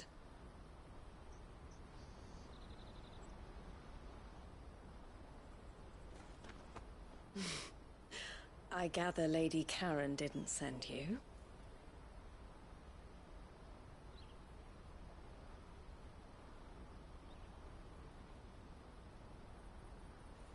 So what trouble have you got yourself into this time? It's me trader's pass. It got stolen. By little Ben. Of all the... You're the size of a marble. Honestly. Ugh. Goots told us that you know the markets well. Might you have an idea which little bairn could have done this? We don't intend to punish them. We just need our pass back. Then, we can be on our way. I see. So neither of you has a trader's pass either.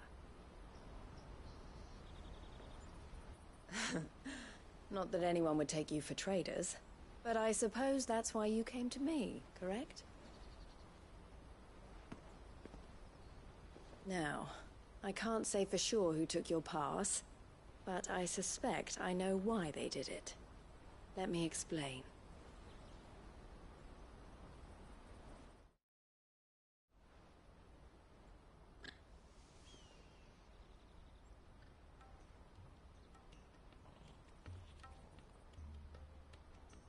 Ever since the Fist marched on the Dominion, the Republic has been clamping down on any commerce that might aid the Empire more than it does us. Which means traders' passes have gone from being merely a way of easing one's progress to being essential if one wishes to cross the border at all. And with demand outstripping supply, they've become a precious commodity, leading some to seek to acquire them by less than legitimate means. So the children are stealing passes to sell on the black market? Yes, and no. Passes are inscribed with the names of their owners, and yet none of the victims' names have appeared on the register of those passing through the checkpoint. Which means? That someone is doctoring the stolen passes. The same someone who is encouraging the children to steal them. And the same someone who has Goots' pass, no doubt. Whoever they are, they're ruining the livelihoods of honest merchants, which is why we've decided to take a stand. Will you stand with us? You want to get your pass back, and we want to ensure that no more are stolen. Catch whoever's behind it all, and two birds shall be slain with a single stone. Is there any other way of getting to the Crystalline Dominion, Goots? They won't let you in if you're not with the caravan. It's that, I don't know, try swimming across the strait. But the guards will definitely spot you if you try and do that. Like, we don't want to get spotted, right? So either we find the people who took the pass, or give up all hope of entering the Dominion. All right. We'll help. Thank you kindly. But I don't know your name. Eloise at your service. Clive. A pleasure doing business with you, Clive.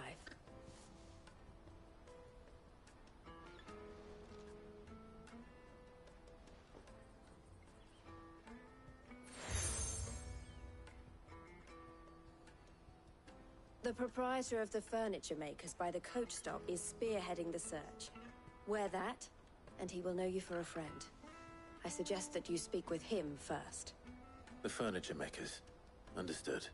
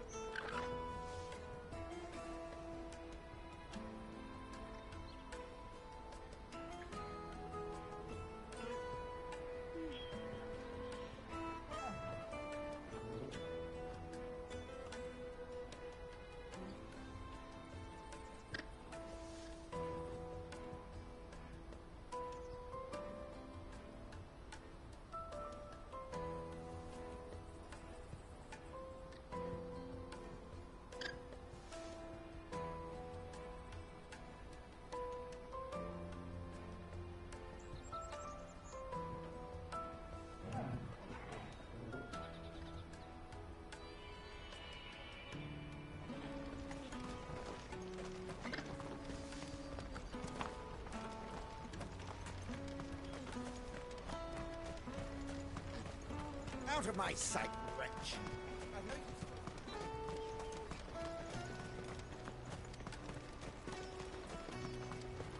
Come on, come on! Jug of snake spit for the road? The caravan stops next to the check. Juicy pears! Slake your thirst without a crystal. Are you the furniture maker? Looking for something in particular? Ah, Eloise collared you too, eh? Then I expect you want to know more. She told me you were leading the hunt for the pickpockets. What have you learned? For one, that they're targeting the traders carrying the biggest packs. Harder to watch your back, see? And less chance of the mark giving chase if they're spotted. Not that they'd be likely to catch them. Those imps know every inch of this warren like the backs of their hands. Their eyes must have lit up when they saw Goots. The fishmonger round by the gate's been trying to track down the children involved. You should go and have a word with her. Thank you. We will.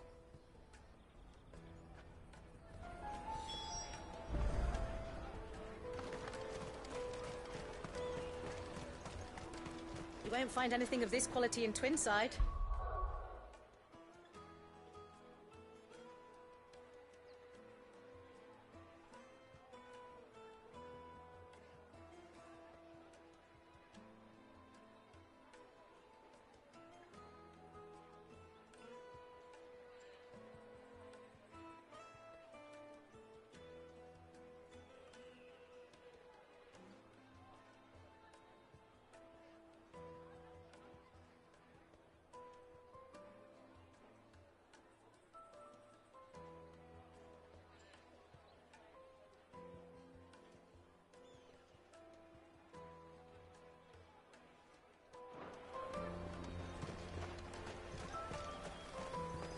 You should come with me to the Dominion. Life will be different there. Fish for sale! Fresh sorted and smoked! Can I interest you? Ah, sorry. Message from Eloise, is it? She's asked me to help her. To help you find the pickpockets. Is that so? Suppose I better tell you what I know, then. For one, this isn't a family operation. All the traders say the children who stole their passes were dirty, dressed in rags. Street urchins, by the sound of it. We get a lot around here. Orphans from the wars. A few, perhaps. You saw the refugees gathered by the entranceway? They're all looking for a new start in the Dominion and beyond. Some of them take it as an opportunity to rid themselves of unwanted baggage.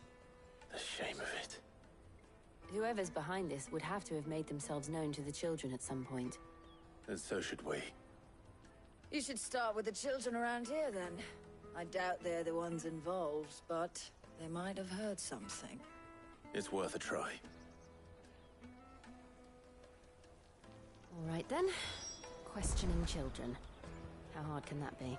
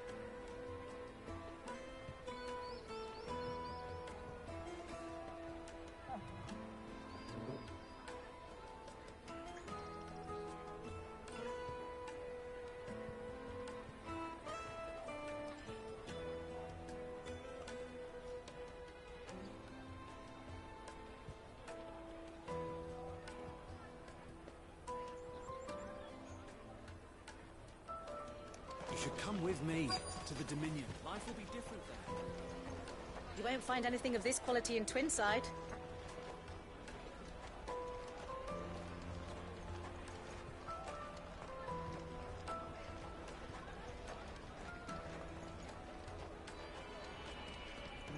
Best of luck finding the culprits.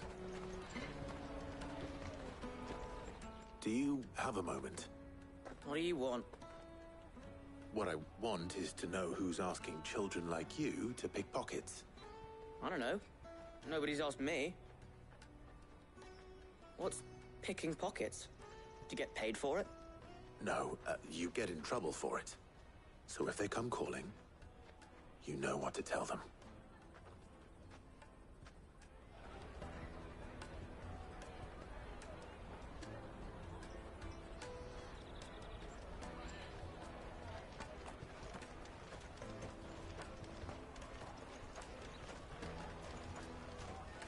Jug of snake spit for the road? It'll kick. Excuse me? What do you want? I don't have any money. It's all right. We're not going to hurt you. We just want to talk. What about? We've heard that some very bad people are making children like you steal from travelers. We need to know who's behind it so we can stop them. I don't know much about it, really. But my friend, Honza, he said he got a job doing something dangerous. Sounds promising. We need to find him and ask. Do you know where your friend might be?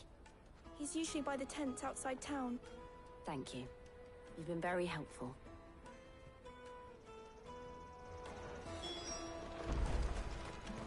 Come on, come all!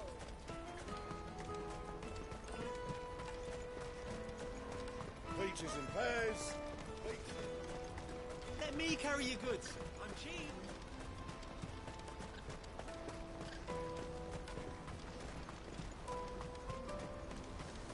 That's that then. She must have meant the refugee camp. Let's hope he's still nearby.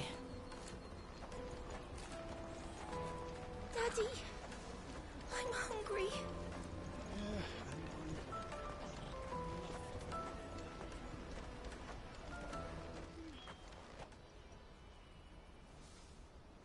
That big fat donkey was easy pickings. He wouldn't have noticed if we robbed his boots off him. Yeah. Wish we hadn't handed over the pass, though. Could use one of those things to get out of this dump. Chance would be a fine thing. The moment they found out, they'd string us up by our guts. Would they now? Perhaps you'd like to introduce us to these charming characters. Shit! We're in trouble now! What do we do? You two get caught if you want. I'm off. Hunter, where are you going? So that was Hunter, eh? Jill, you watch these two. I'm going after him. All right.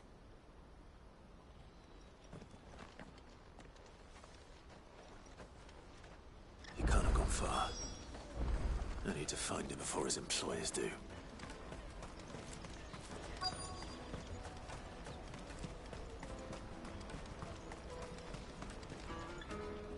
Did you see a boy run past? He stole something from a friend of mine. There was a boy ran back there towards the chocobo pen, but... Thank you.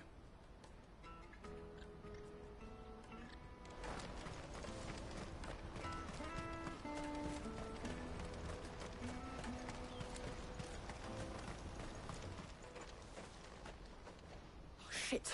Cornered. It's all right, Hunter. I'm not going to hurt you.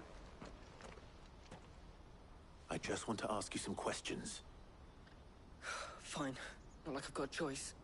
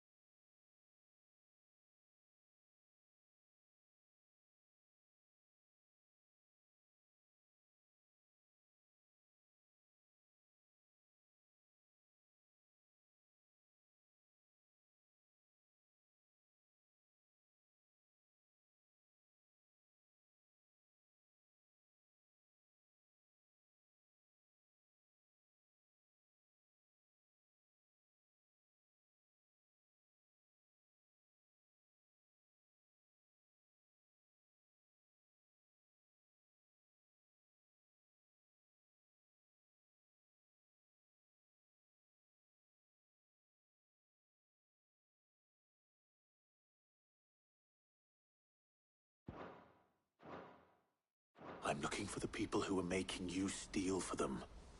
Who are they? Called themselves the Carstones. They said they'd give me good gill if I did what they told me. I knew they were bad, but bread doesn't come for free. Didn't come at all half the time, before I started buzzing for them. You know, if I didn't do it, they'd just pick on someone else. Someone they could push around easier. Honza. You found him then? Jill. Where are the other two? Eloise is watching over them. She sent Goots and I to look for you. You're... him! I haven't got your pass anymore, if that's what you're after. I gave it to the Carstones. Whatever you do to me, I can't get it back. Not that I go against them anyway. If it weren't for their gill, me and my mates would have starved.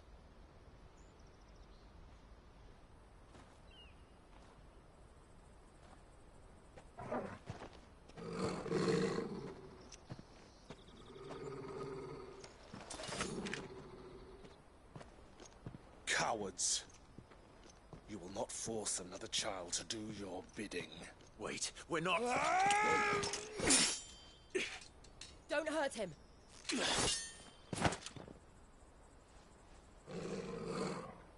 You're making a mistake. We're on the same side. Like hell we are. That brooch. Where did you get it? Master Theo? Goots. What are you doing with these people? Unless you're the ones my sister was talking about. Your sister?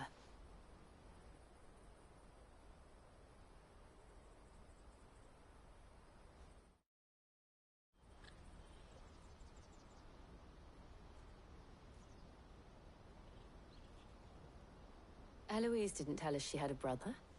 And why would she? I'm just her back and a blade. Theodore, at your service. Sorry about before. Theodore, what do you know of the Cast Stones? Vultures who have made Boklad their hunting ground. They prey on the desperate, stealing from those with gill and bullying those without it into joining their flock. I'd been looking into their activities in hope of sparing the refugees any further hardship. But it seems they've already stooped even lower than I'd feared. Honza's a good lad. Don't blame him for what they've made him do. If he and his friends hadn't agreed to work for the Stones, some other poor souls would have. On pain of death, most likely. Clive, was it? And my sisters asked you to help put an end to the pickpocketing. Then we all want the same thing.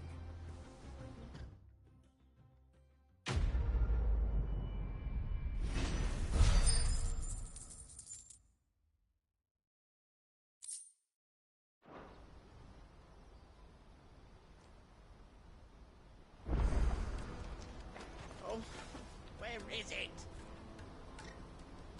So, what's the plan? What else? We find the Carstones, and we crush them. You get your traders passed back, and I make Boklad a safe place again. All right then. All right then.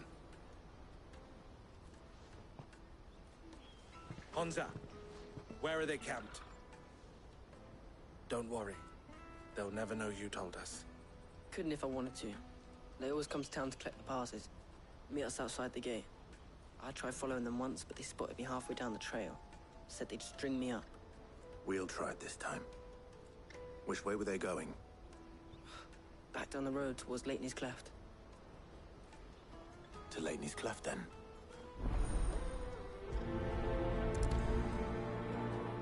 Lateney's Cleft is to the south, past the camp.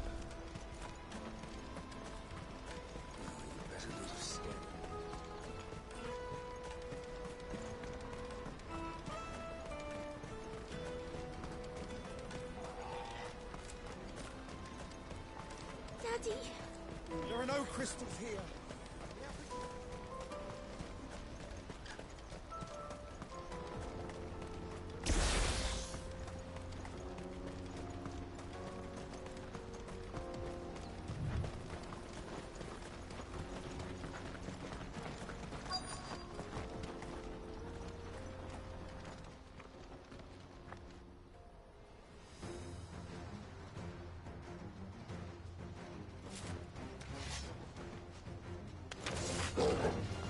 for one who's sticking his nose in our business. You shouldn't mind you do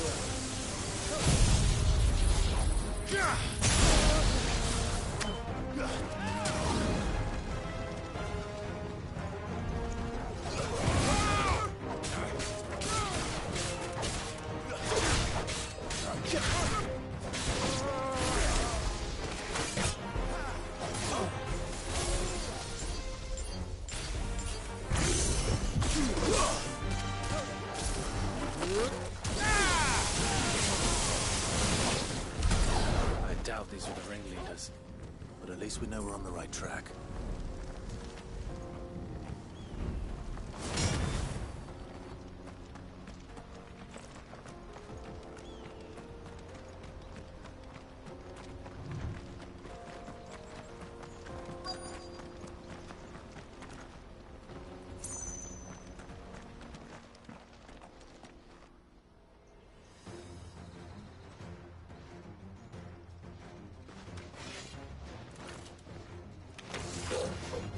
We got company! That's the lot.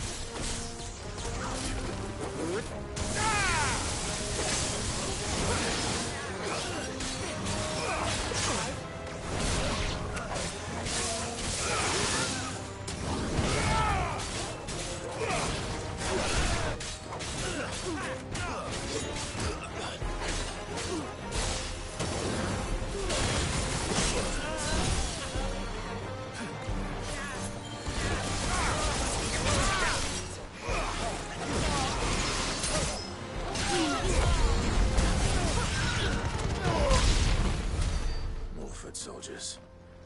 Fewer now.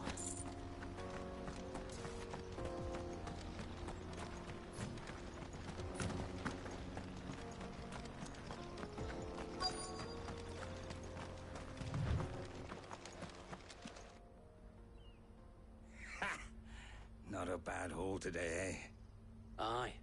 Some of our new recruits are natural-born ne'er-do-wells. Especially the little ones. That Hans has got nimble fingers, all right. It will be a shame when they chop them off. But till then, let's make the most of it. Scum. The leaders of the cast stones, I take it.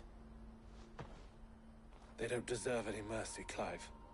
I wasn't planning on showing them any. We're ready when you are, Theodore. Oh, I'm ready.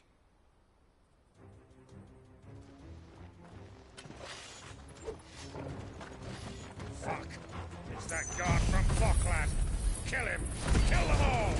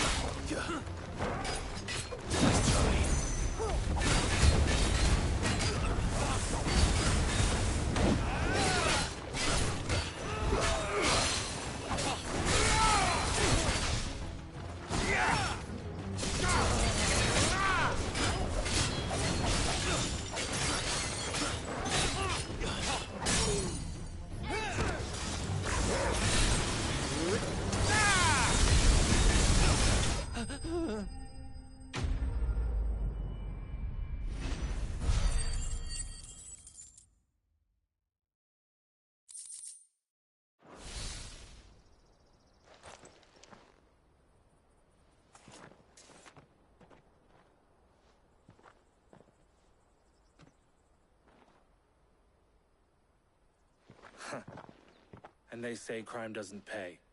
Gold chains, rings, purses. Ah, and traders' passes. Dozens of them. Have the names been changed? Not yet. I recognize some of them. No doubt Goots's is somewhere among them. Now I just need to sort through it all and return everything to the people it was taken from. We should go and give Eloise the good news. Can we leave things here in your hands, Theodore? Of course.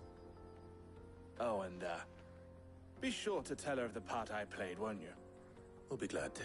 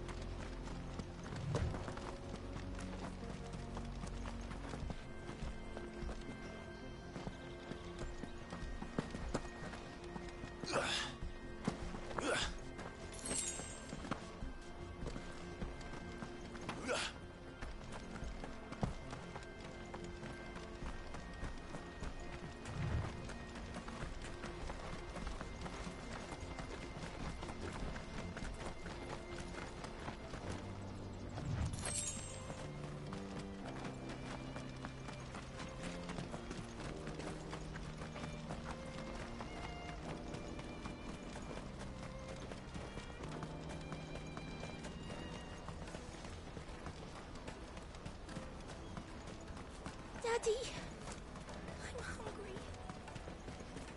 That's that then.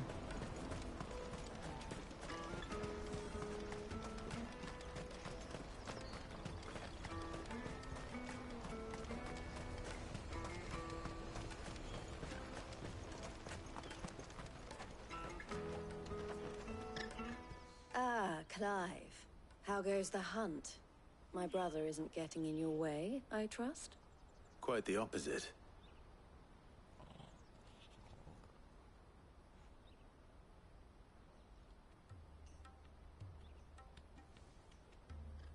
So it was the cast stones who were behind it all. Theo told me he'd been on their trail. And their demise solves 3 problems at a stroke. That of the pickpockets, the bandits pulling their strings, and the passes they were stealing. I only hope yours is among the items you recovered. Only time and Theo's return will tell. Speaking of whom, welcome home, dear brother. You are too kind, Eloise. Here, Clive. Goots's pass. Ask him to keep a closer eye on it from now on, would you? I will. Thank you. El, I've asked our boys to carry the rest of the goods back. Can I count on your help in sorting through it all? Of course. I'll make some space in the storeroom. I expect you'll soon be on your way then. But it wouldn't do to leave without introducing yourself properly. Would it now? Sid. Don't look so shocked. We're on the same side. I don't understand. As you now know all too well, we at the Crimson Caravans are always happy to help those in need. For a small fee, we will move anything that needs moving. Be that goods to market, or bearers away from it. I was the first my sister helped escape. If it wasn't for her, I'd have been branded as a boy. I had no idea. It just so happens that we are seeking to expand our operation. And who better to join forces with than the leader in the field? Wouldn't you agree, Theo? I would. It seems our purpose is the same in more ways than one. So what would you say to working together again? It would be our pleasure. And our honor. The honor is ours. Here, Clive. This is for you.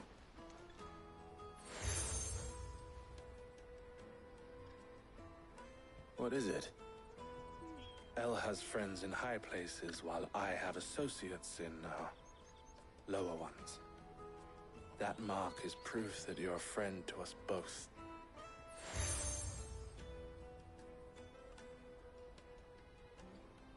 I shall bear it with pride. Well, all that remains is to wish you a safe onward journey. Goots's pass should secure you a place on the caravan, but if you encounter any difficulties, we would be delighted to provide you with a coach of our own. For a discounted price, of course. Say, 9 million? We'll try the caravan.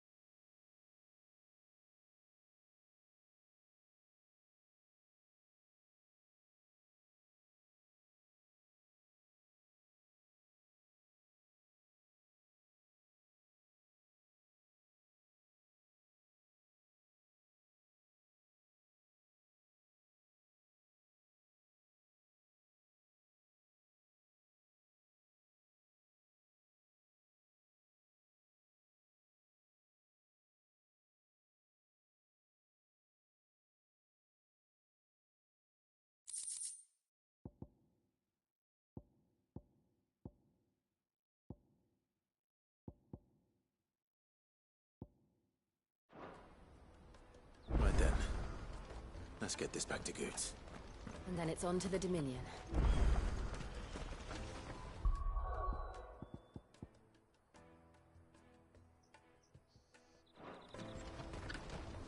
Out of my sight, wretch! I've no use for a brandy. You can't even...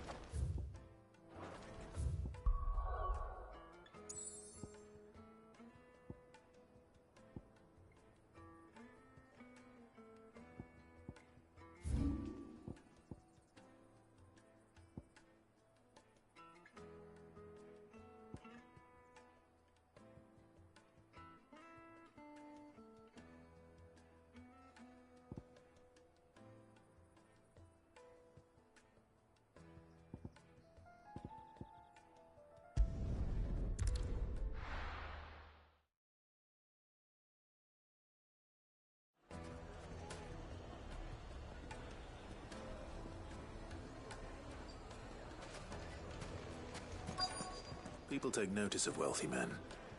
Shouldn't be too hard to track down Karen's collector. The St. Drake's Fang is gone. The whole Mother Crystal gone. What are we gonna do? Calm yourself. We don't know for sure. It could have just been a tremor. Back again, are you? Any more trouble and you'll be barred for life, however deep your friends' pockets might be. Welcome. If you're hoping for a bed, I'm afraid you'll have to look elsewhere.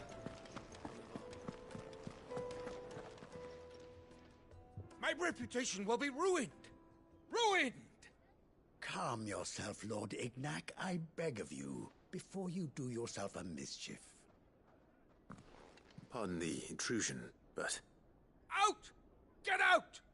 I paid for these rooms so I wouldn't be disturbed. Leave me be! Please, allow me to apologize. His lordship is going through a difficult time, and he's never been fond of guests arriving unannounced. Radim! Get rid of the filthy oaf this instant! Very good, Lord Ignac. Would you mind stepping outside for a moment?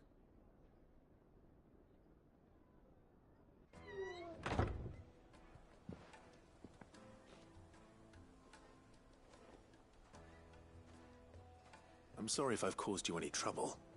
That? Oh, no. That's just how his lordship is.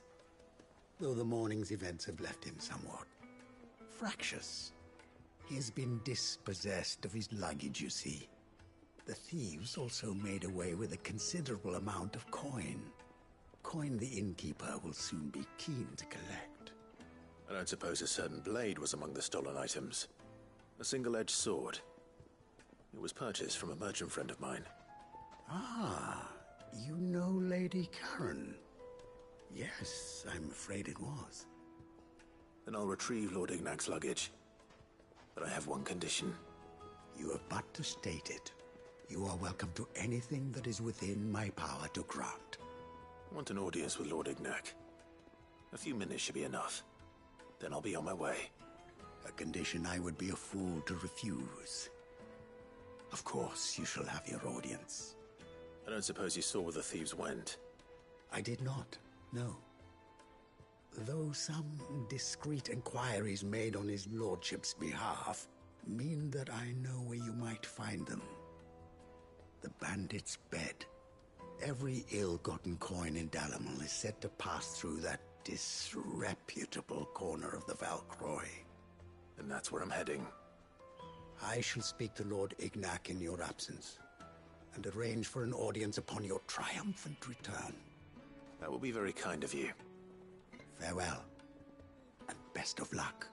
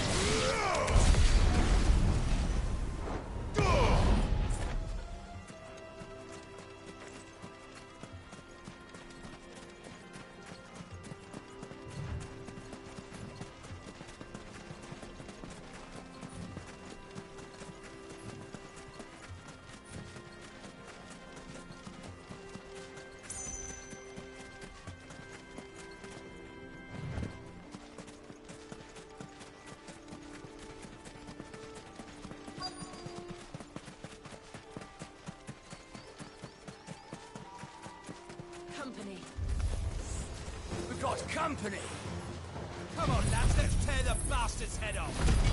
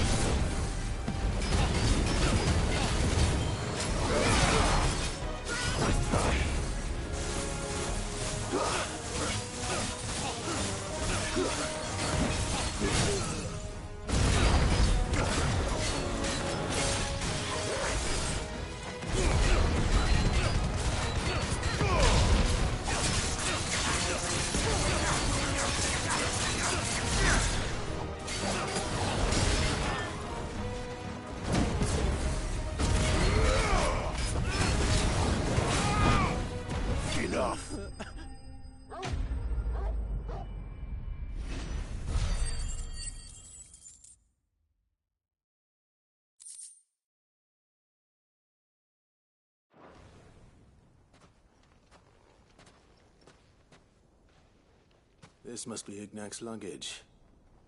Nothing seems to be damaged. All right. Let's get it back to Dalamil.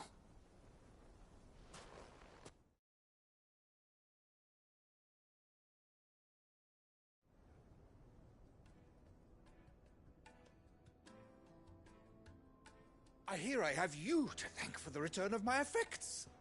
What shall I call you, my good man? Wyvern. Glad to make your acquaintance. A formidable name indeed. Well, Wyvern, I appear to be in your debt. Redeem here tells me you wished for an audience. Is that all? A few moments of your time should suffice, yes. You're a peculiar fellow, Wyvern. All right, speak. Master Wyvern was wondering if you could tell him about a certain single-edged sword you recently acquired. Oh, a true work of art, that one. Karen drove me hard on the price, but I would have sold her Radim here to get my hands on that sword.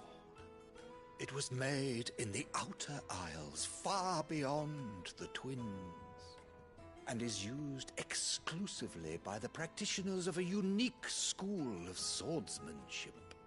They believe no combat should ever exceed a single strike, and hone their blades to such perfection that none ever does.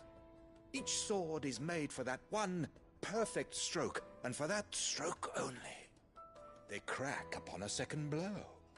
There's a brutal sort of beauty to it, really. But how do they hone such an edge? Fine question. Why, they use a whetstone, of course. Whetstones, rather. A whole array of them, ranging from the coarse to the fine. 10,000 licks with the sharpening stone, then 10,000 more. But it is the final stone which lends the blade its legendary sharpness. A mineral quite foreign to this great realm of ours. And that is the key. The secret ingredient. Wyvern, it occurs to me that my little lecture is hardly equal to services rendered. Take this, together with my regards. The very stone of which I spoke, far rarer among collectors than even the blade itself, and a far more fitting payment. Thank you. Pardon the intrusion, my lordship. However, it is long past time we prepared ourselves to depart. So it is. I am locked in bitter competition with a rival collector of curiosities. I am one step ahead of the unscrupulous scoundrel, but he is hard at my heels. Are there many other collectors out there? Too many to count, but only one do I consider my nemesis. Lord Byron Rosfield. And is a perennial thorn in my side. I can imagine. Farewell, Wyvern. May our paths cross again. Radim, we mustn't dawdle.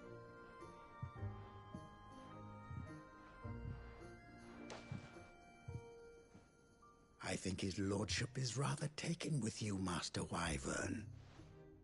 Thank you again for your assistance. Coming, my lordship. I'll be right there.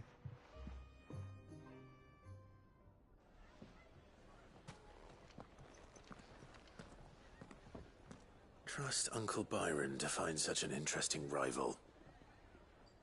Now, let's see what Blackthorn makes of this whetstone, shall we?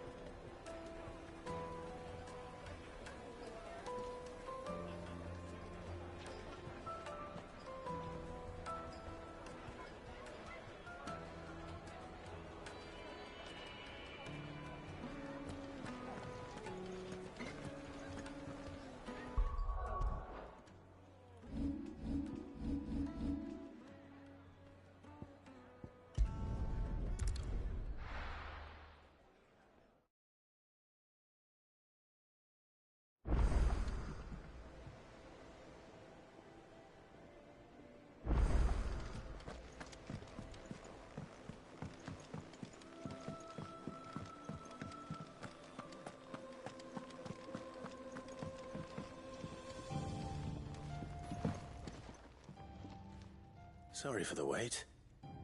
But hopefully you'll agree it was worth it. You learned something about that sword, then? I did better than that.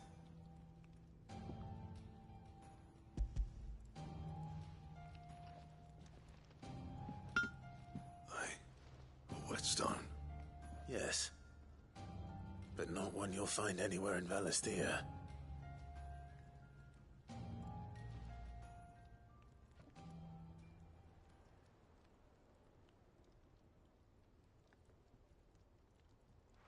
No wonder I couldn't get the same finish on the grinding wheel. One hit and all done, eh? Might not be so bad if all you ever fought were duels. Good luck on the battlefield. Your second opponent would be your last, no matter how good you were. Even so, is there some way it could be used to give the curse breakers an edge? I think so, yeah. With this whetstone and the right kind of steel, I could probably even make a twin of the blade to rattle me. But there'd be no replacing this little rock once I worn it down to a sliver. I reckon we get a dozen swords from it, if that. Swords that the curse breakers wouldn't know how to wield properly, and that would see them through a single fire piece. Nah, no point trying to copy that thing. Be about as much use as a wax anvil. But finishing our blades...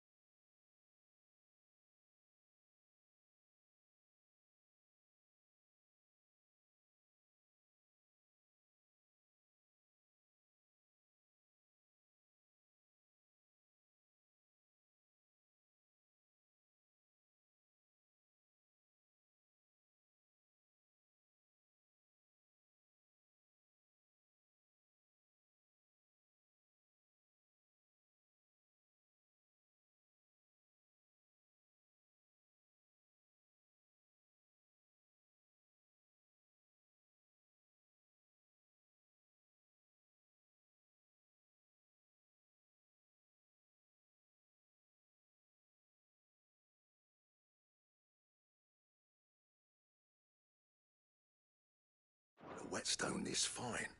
Now that's something to consider. And what's finer than fallen masonry, eh? Or more hard-wearing, for that matter. Just imagine it. Good Valisthean steel with an edge as sharp as any found in the Outer Isles. I won't make a copy, nah. I'll make something much better. I'm sure the curse breakers will be delighted. Just don't push yourself too hard. Don't you worry about me, sunshine. I've been working day and night since I was half your age, and I'll still be here when you're long gone. Hey, thanks, Clive. I mean it. I owe you one, August too. It's good to know someone's looking out for me. You'll be happy to hear you said that. And I'll see that my debt to you's paid. First new blade I make's got your name on it. You come and find me when you've got the materials. All right. I will.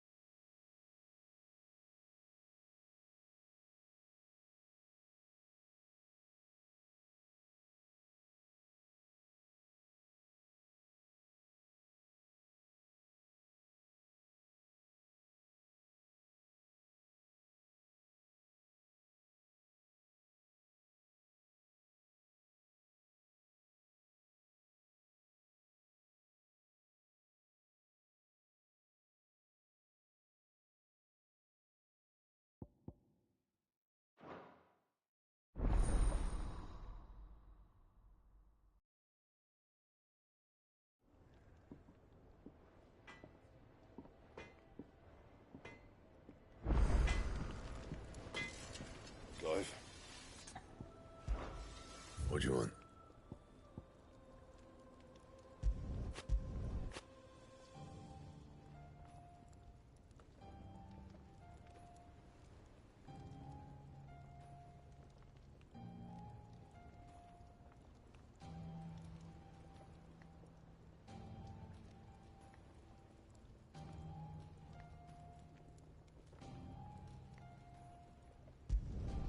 Could last you a good while. Anything else?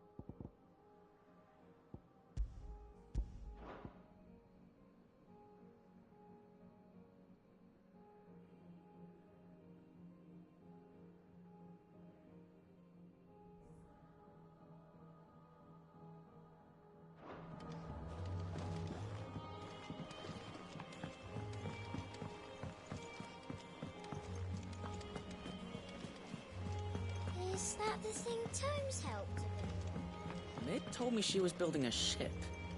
Really?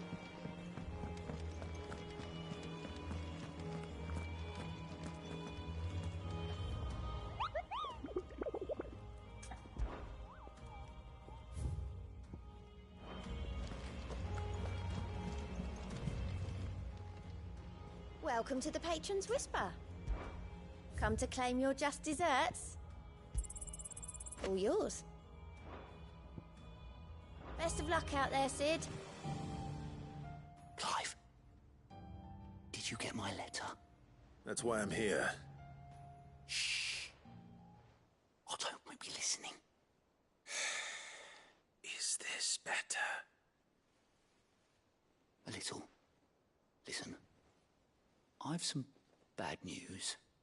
It turns out the hideaway may be slightly behind in its payment to certain lenders, and it may be my fault. But I swear to the goddess, I thought I had the numbers square. Sadly, that square turned out to be more of a circle. 0, you might say. I can straighten it out, I swear, but it's gonna take some time, and I'm gonna need help keeping it from Otto. Bit late for that, I'd say. There you are! What a surprise! So let me get this straight. You forget to pay our lenders what they're due, and instead of coming straight to me, you get Clive to come to you. And I hope he'll dig you out of the hole you've dug for yourself. Clive, the man in charge of the place you've been cheerfully trying to bankrupt. And you thought this was a cunning plan. Why? Well, who needs paying? Oh, just Martha. And the dame. And, well, Lady Karen. But only 500 talents. We owe 3 of our most trusted friends 5 million gil. Each. 5 million each. They lent us the bulk of the money we used to rebuild the hideaway, you see, and, well, I must have made some sort of oversight. Those ledgers were my responsibility, and it was my decision to entrust them to you. This is my fault.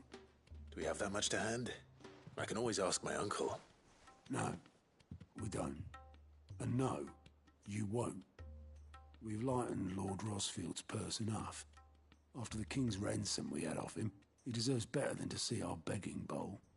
Besides, we'll need to learn to stand on our own if we're gonna make this work. All right. But that doesn't mean you have to shoulder the burden yourself. Is there anything I can do to help? There might be. How'd you fancy taking these to Martha and the dame? Rocks. Rocks, he says. Worth 1,000 talents apiece, these are. A little something Sid and I set aside for when times got lean. And I reckon 15 million in overdue debt probably qualifies. I just hope our associates' eyes are a bit more discerning than yours. I'm sure they will be. Should be me making the rounds, really. But you know how it is with this place. Orders to bark, arses to wipe, and all that. I know. Which is why I don't mind going in your place. Go. Do you know why I only gave Master Clive here 2 star rubies? Because you'd rather Lady Karen killed me. Because I'd rather Lady Karen killed you. Yes. Well, I suppose this is goodbye then. Don't worry. I'm sure Karen will understand. Really? Do you think so? No, I don't.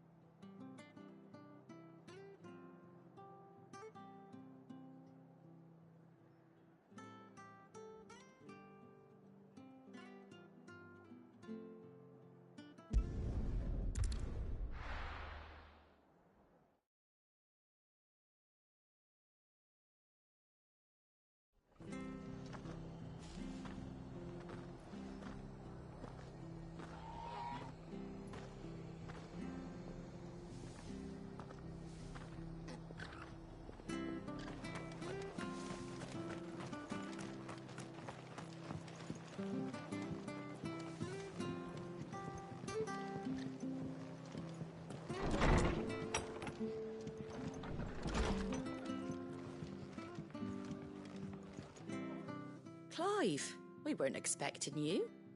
I wasn't expecting to be here, but it seems we still owe you a considerable amount of coin for your help with our rebuilding efforts. And though I doubt it's what you were expecting, we were hoping you'd take this as payment.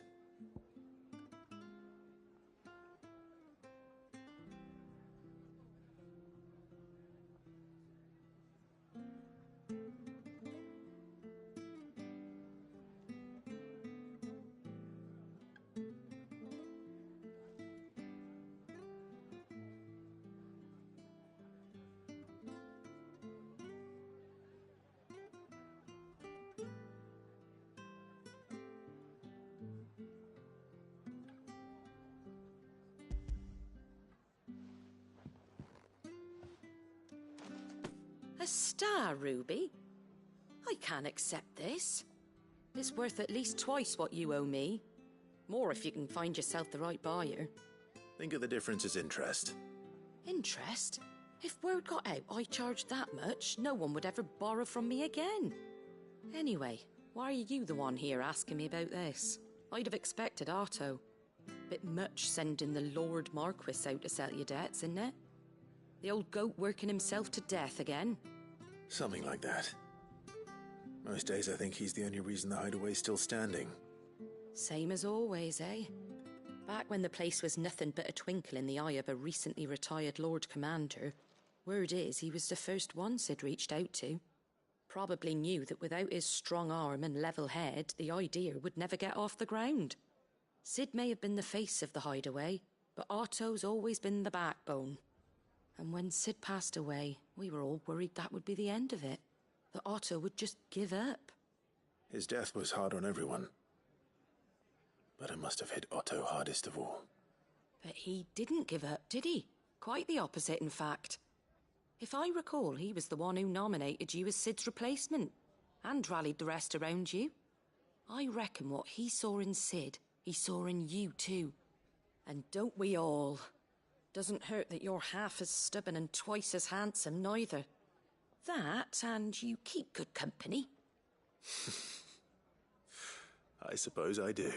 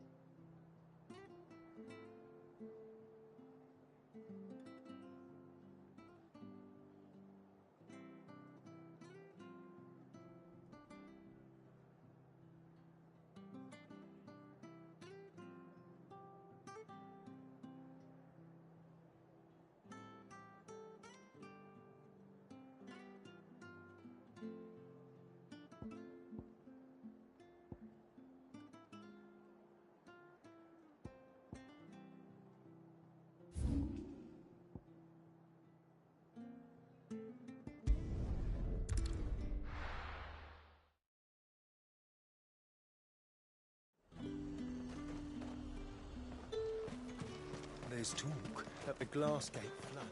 How the hell is anyone supposed to...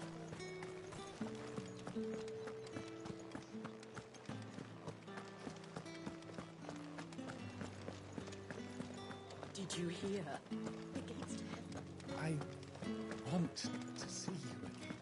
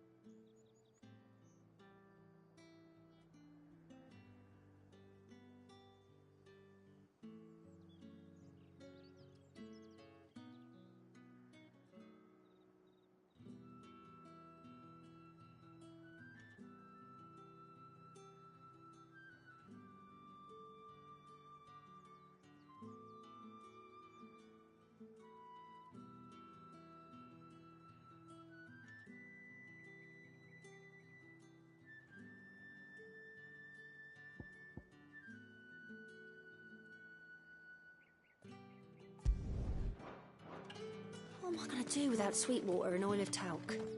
Still no caravan from the Dominion's parfumers yet, then? Milady, I come bearing gifts. Gifts? Whatever is the occasion.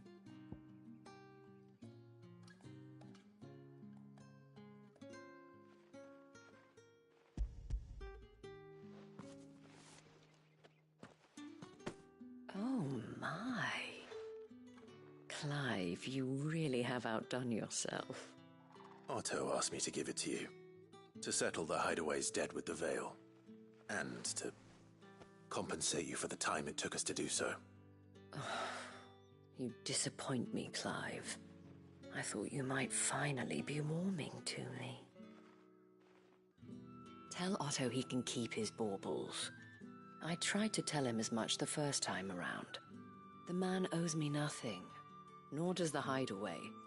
My contribution to the restoration effort was made freely and willingly. It was the least I could do. You once told me Sid did you a kindness. I'd like to do the same. Please, accept it. For my sake. And for Otto's. For all of us. For all you've done. It is rather fetching, isn't it? Very well. Otto is lucky to have you, Clive. I doubt anything could ever replace his son. But you and the others at the Hideaway are the closest thing he has to family. Otto had a son. Long ago, yes.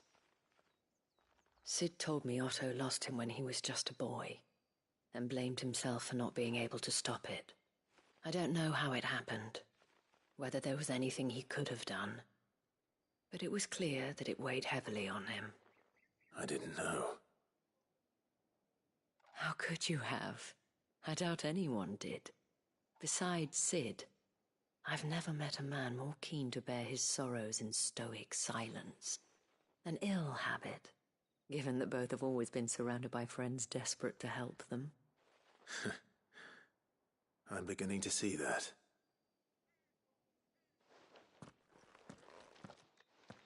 Go will want to know the stones were delivered.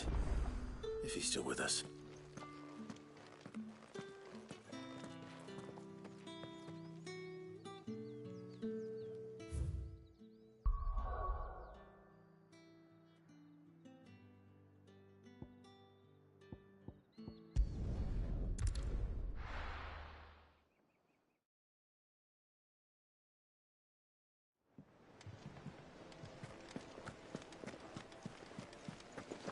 Is that the thing Tomes helped to build?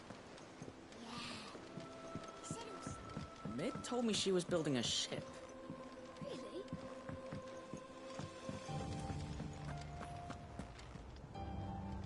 Goat. Still alive, I see. So Lady Karen accepted the ruby.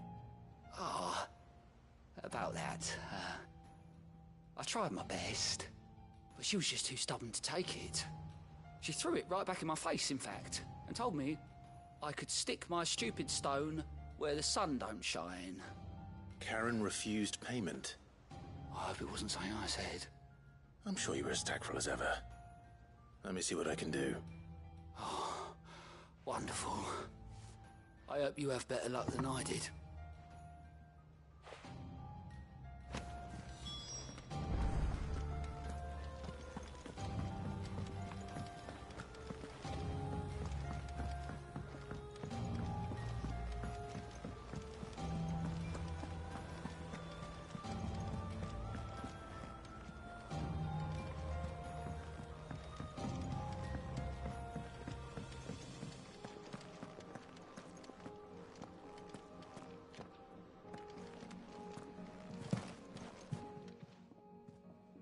Lady Karen, Goad tells me you weren't happy with our offer. Would you prefer the debt was repaid in coin? What debt? I don't recall lending any of you lot me hard-earned gil. I may have tossed a talent or two in the Hideaway's coffers, but those were donations, and you can hardly call it charity if you go asking for it back. Of course not. But one good turn deserves another. And our circumstances have changed. Surely you wouldn't shun the gratitude of a pauper who happened to have become a prince. Oh, so you're a prince now, are you? Fine. But I'm selling it and taking what I'm owed, then you're getting the rest whether you like it or not.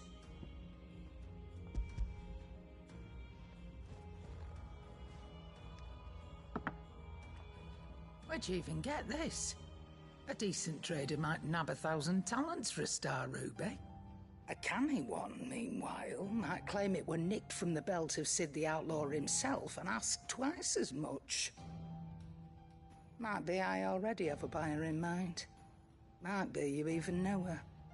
A fine continental maid whose beauty's only eclipsed by a guile in commerce. You wouldn't mind, would you? Not at all. Just be sure to tell her that it's always a pleasure doing business.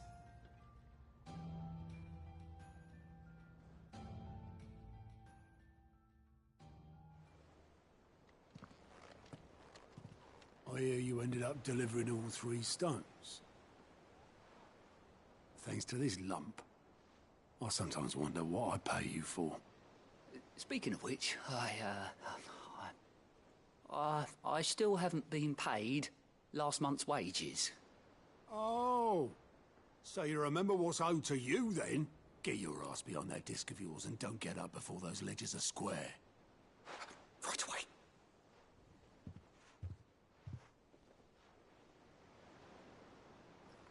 I've seen that before. Yeah, yeah. Plenty of times. It was the only goblet Sid ever used. Either out of habit, or because the filthy sod couldn't be bothered to find a clean one. I knew so little about him. Like most people. Martha and the Dame both seem to have fond memories of him. I bet they do. How long did you know Sid before he... Before he died? 20 summers, give or take. Back in the day, I was a purser on a trade ship, which is where I met him. He bought passage to... I forget where. And having nothing better to do on the long nights, we set up drinking island rum till the morning bell dragged me back to my duties. Quit my post not long after that. On account of making a fine maiden's belly fat. But me and Sid stayed close, promising we'd one day sail the seas again. That was before fate stepped in and said she was having none of it. The magic woke inside my son soon after his first name day, and there was no hiding his knack. Couldn't you and your family have... My family were the ones who summoned the constable, wanted the monster taken away. I couldn't turn my back on him, forget what I felt, and I couldn't for the life of me understand how they could. Luckily, Sid was of the same mind as me. It was him who stood beside me when all I wanted was to tear the whole world down. Him who cried for me when I had no tears left of my own. Him who swore he'd do everything he could to stop it from happening again. And he was true to his word, too. Left the Royal Army once and for all. His ranks, his ribbons, gone. Just like that. Threw away everything he had. All to right a wrong that no one else had the courage to face. I knew then I'd follow that man to the ends of the earth.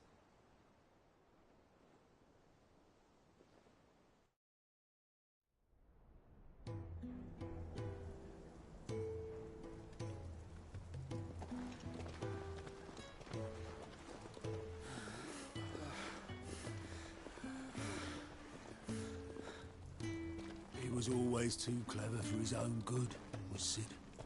Saw the world for what it really was, while the rest of us were content to go along with the lie we were shown. And it can't have been easy, bearing that burden alone.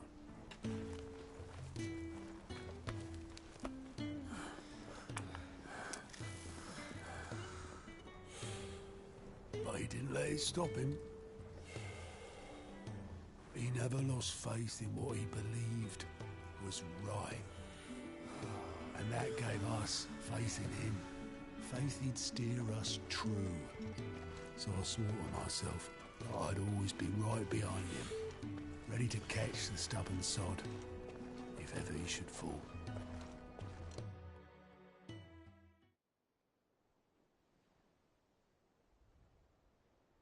But I couldn't even do that.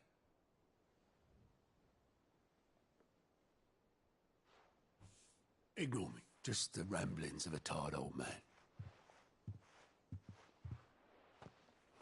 Leave that lot. I'll tidy it up in a bit.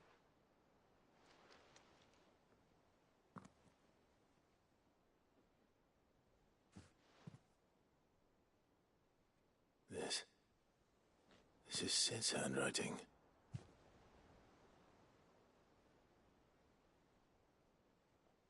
Dear Otto. I may be drunk, but I wanted you to know this place would be fucked without you. Love you, you grumpy old sod.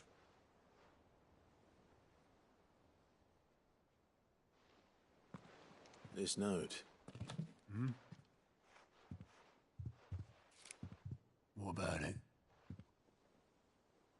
Sid was right. Without you, we'd all be lost.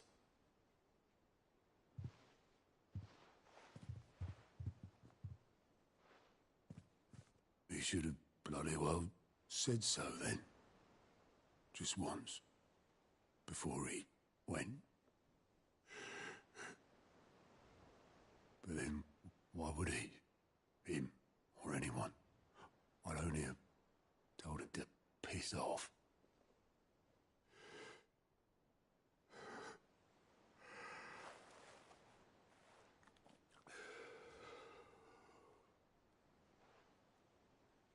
You're wrong, though. Both of you. It was never just me keeping the hideaway afloat. It was all of us. I just shoved people in the right direction. I barely seem to be able to do that anymore.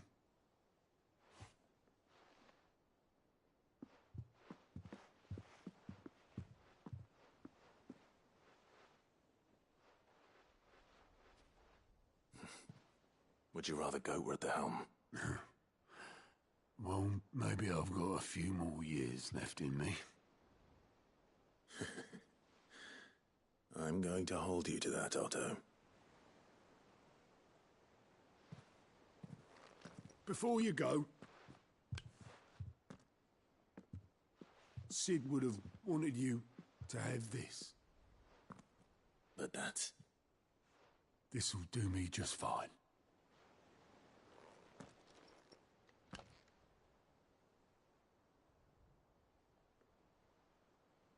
Thanks for the ray of sunshine.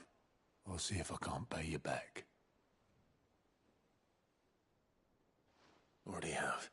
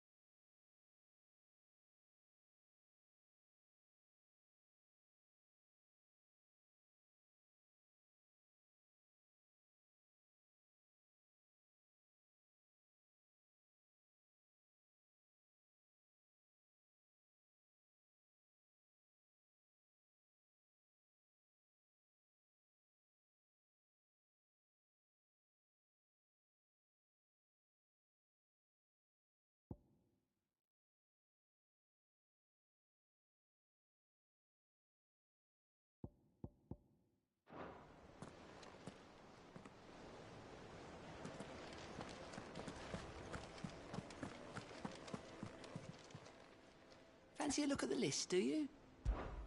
Quick look.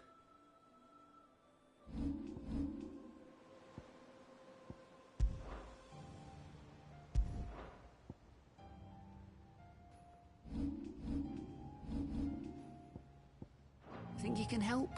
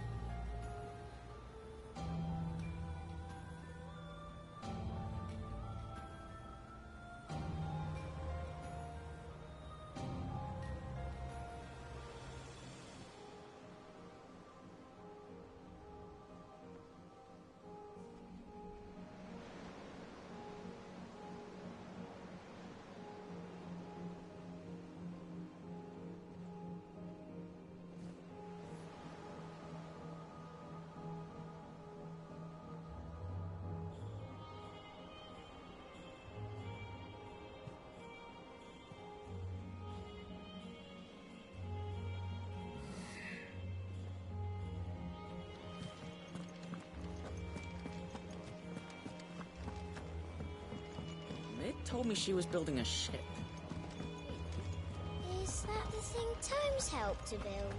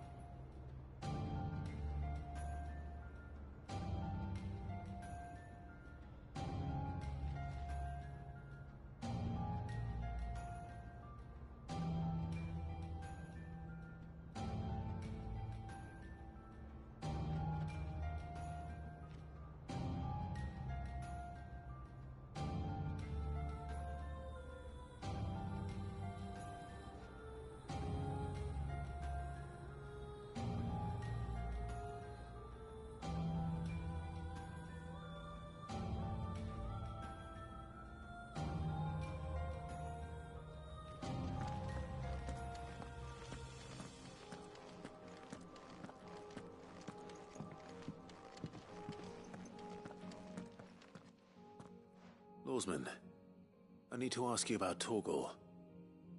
Something's not right with him. He isn't ill, is he? I don't think so. But according to Lady Karen, he seems to have lost his appetite, which is certainly a new development.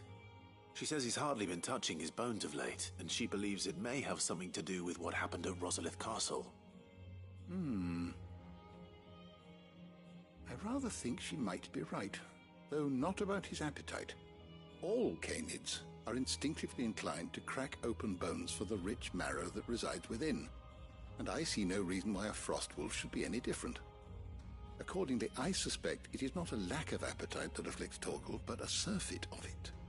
If we assume that his newfound magics require additional nourishment to sustain, it may well be that the bones Lady Karen is accustomed to providing are no longer sufficient. Frostwolves, after all, habitually prey upon far larger animals, whose bones may yield altogether different nutrients.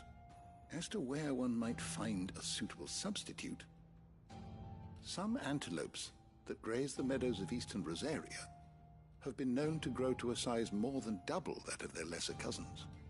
I don't recall ever seeing any that large. And little wonder. The oldest and largest such creatures rarely leave the safety of the highlands for fear of predators. The last elder antelope sighting I recall hearing about took place near Cressida, and that was long before the village was abandoned. Even so, it seems like a good place to start. Good hunting, Clive.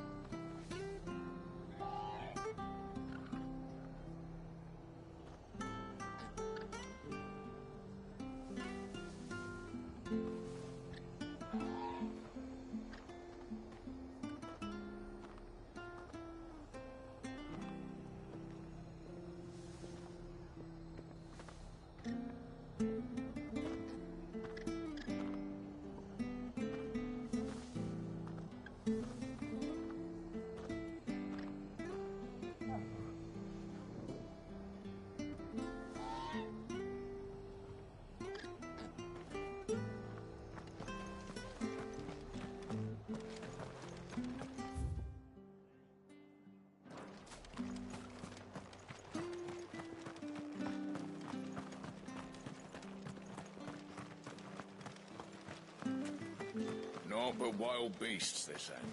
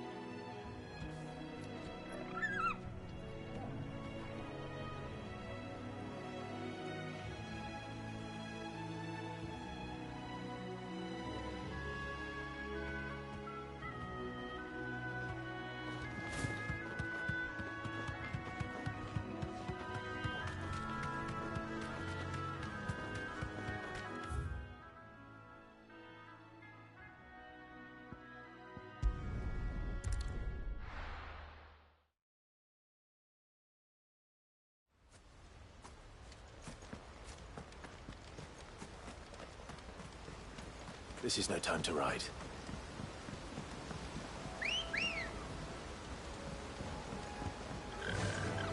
Fly, Ambrosia.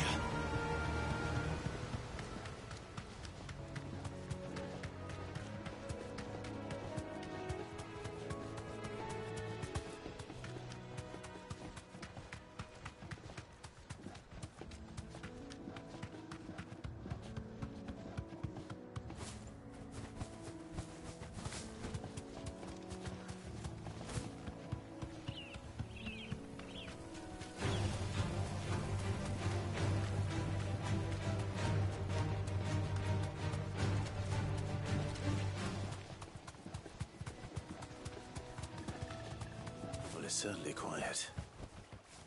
If I were a giant antelope, it would seem like just the place.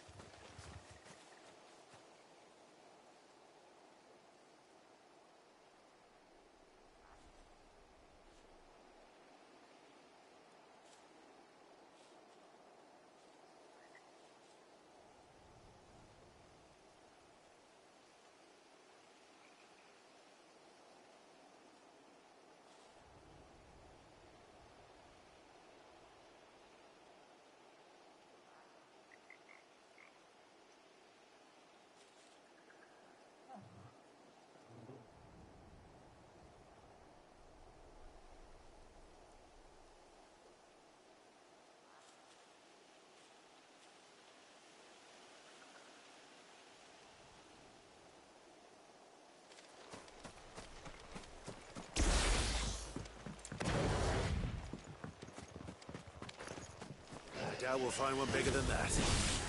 You hungry, Torgal?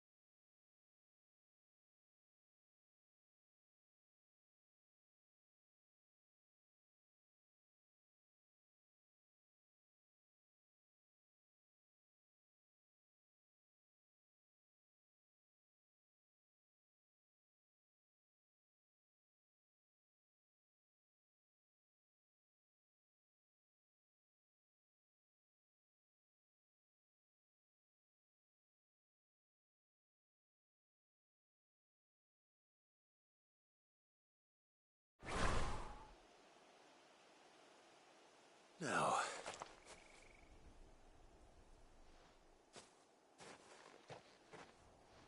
Will it be enough, I wonder?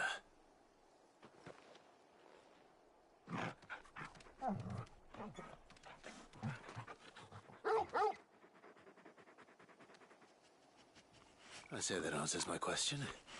Which means we owe the lawsman our thanks. You're just a big puppy, aren't you? A very big puppy.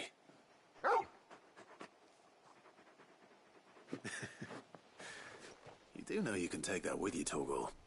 Lady Karen will be relieved to hear you've got your appetite back. Come on, boy.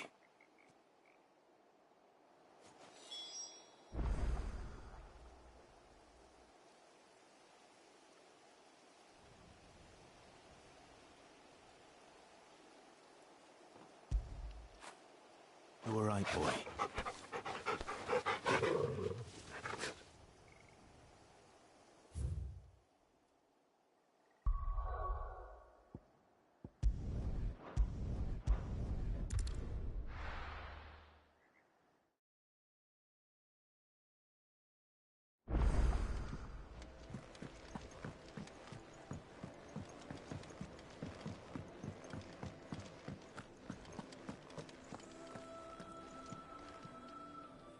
I noticed you and Torgal had gone off somewhere.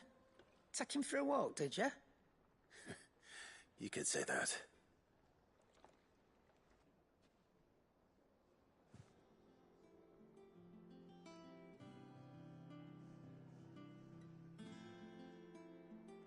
So, Molly's leftovers weren't good enough, eh? That'll teach me for treating you like you're still a pup. All right, no need to shout. Now we know what you're after, I can see about getting some in. Speaking of which, I brought one for later. Can I leave it with you?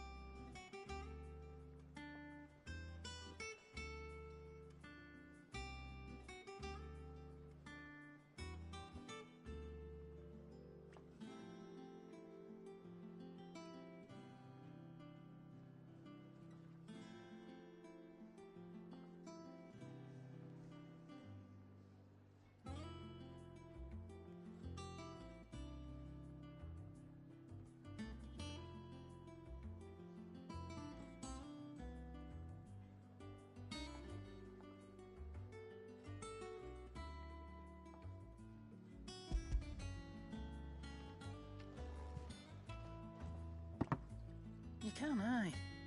I'm nice like that. In return, you can thank Tomes for me. The bloody know-it-all. I was just on my way to see him.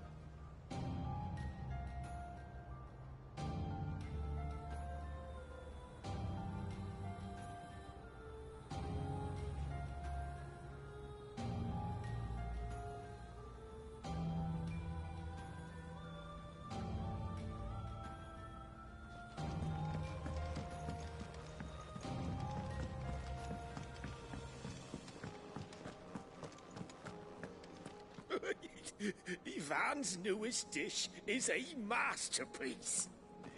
Once you get over the urge to gag, that is.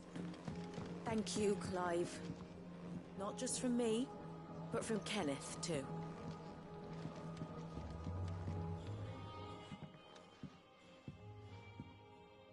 Sid! Look what the Cursebreakers brought back from Dalmekia. Said they were all the rage in Dalamil. Looks sort of funny if you ask me. I'll be damned. Have you had one before? Something smells good. What are we having? Bombs! And they are good. You should try one.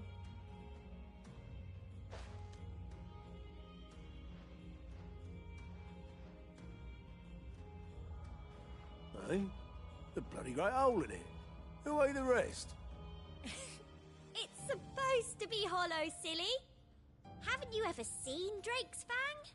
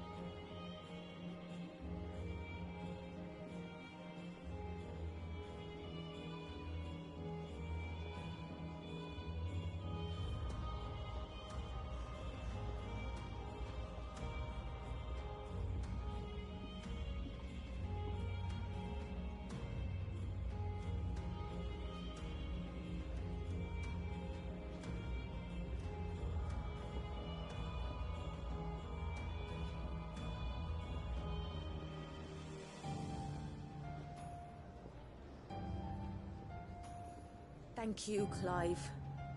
Not just from me, but from Kenneth, too.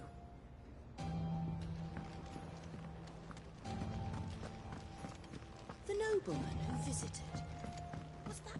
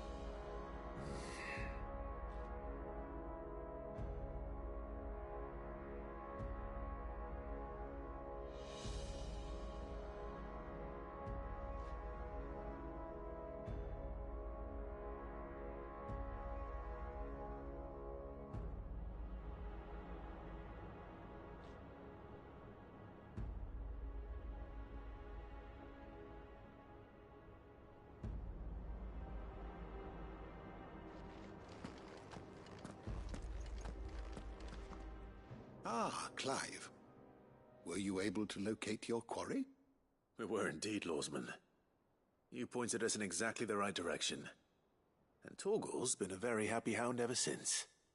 Very good, very good. Lady Karen sends her thanks, by the way, for your part in solving the mystery. Ah. But that reminds me. After your last visit, I found myself pondering Torgal's talents. Do you recall our conversation concerning Lady Jill's role in Torgal's transformation? About how she somehow woke the power within him. Precisely that. A reasonable conclusion, I thought, but one which raised certain questions in my mind.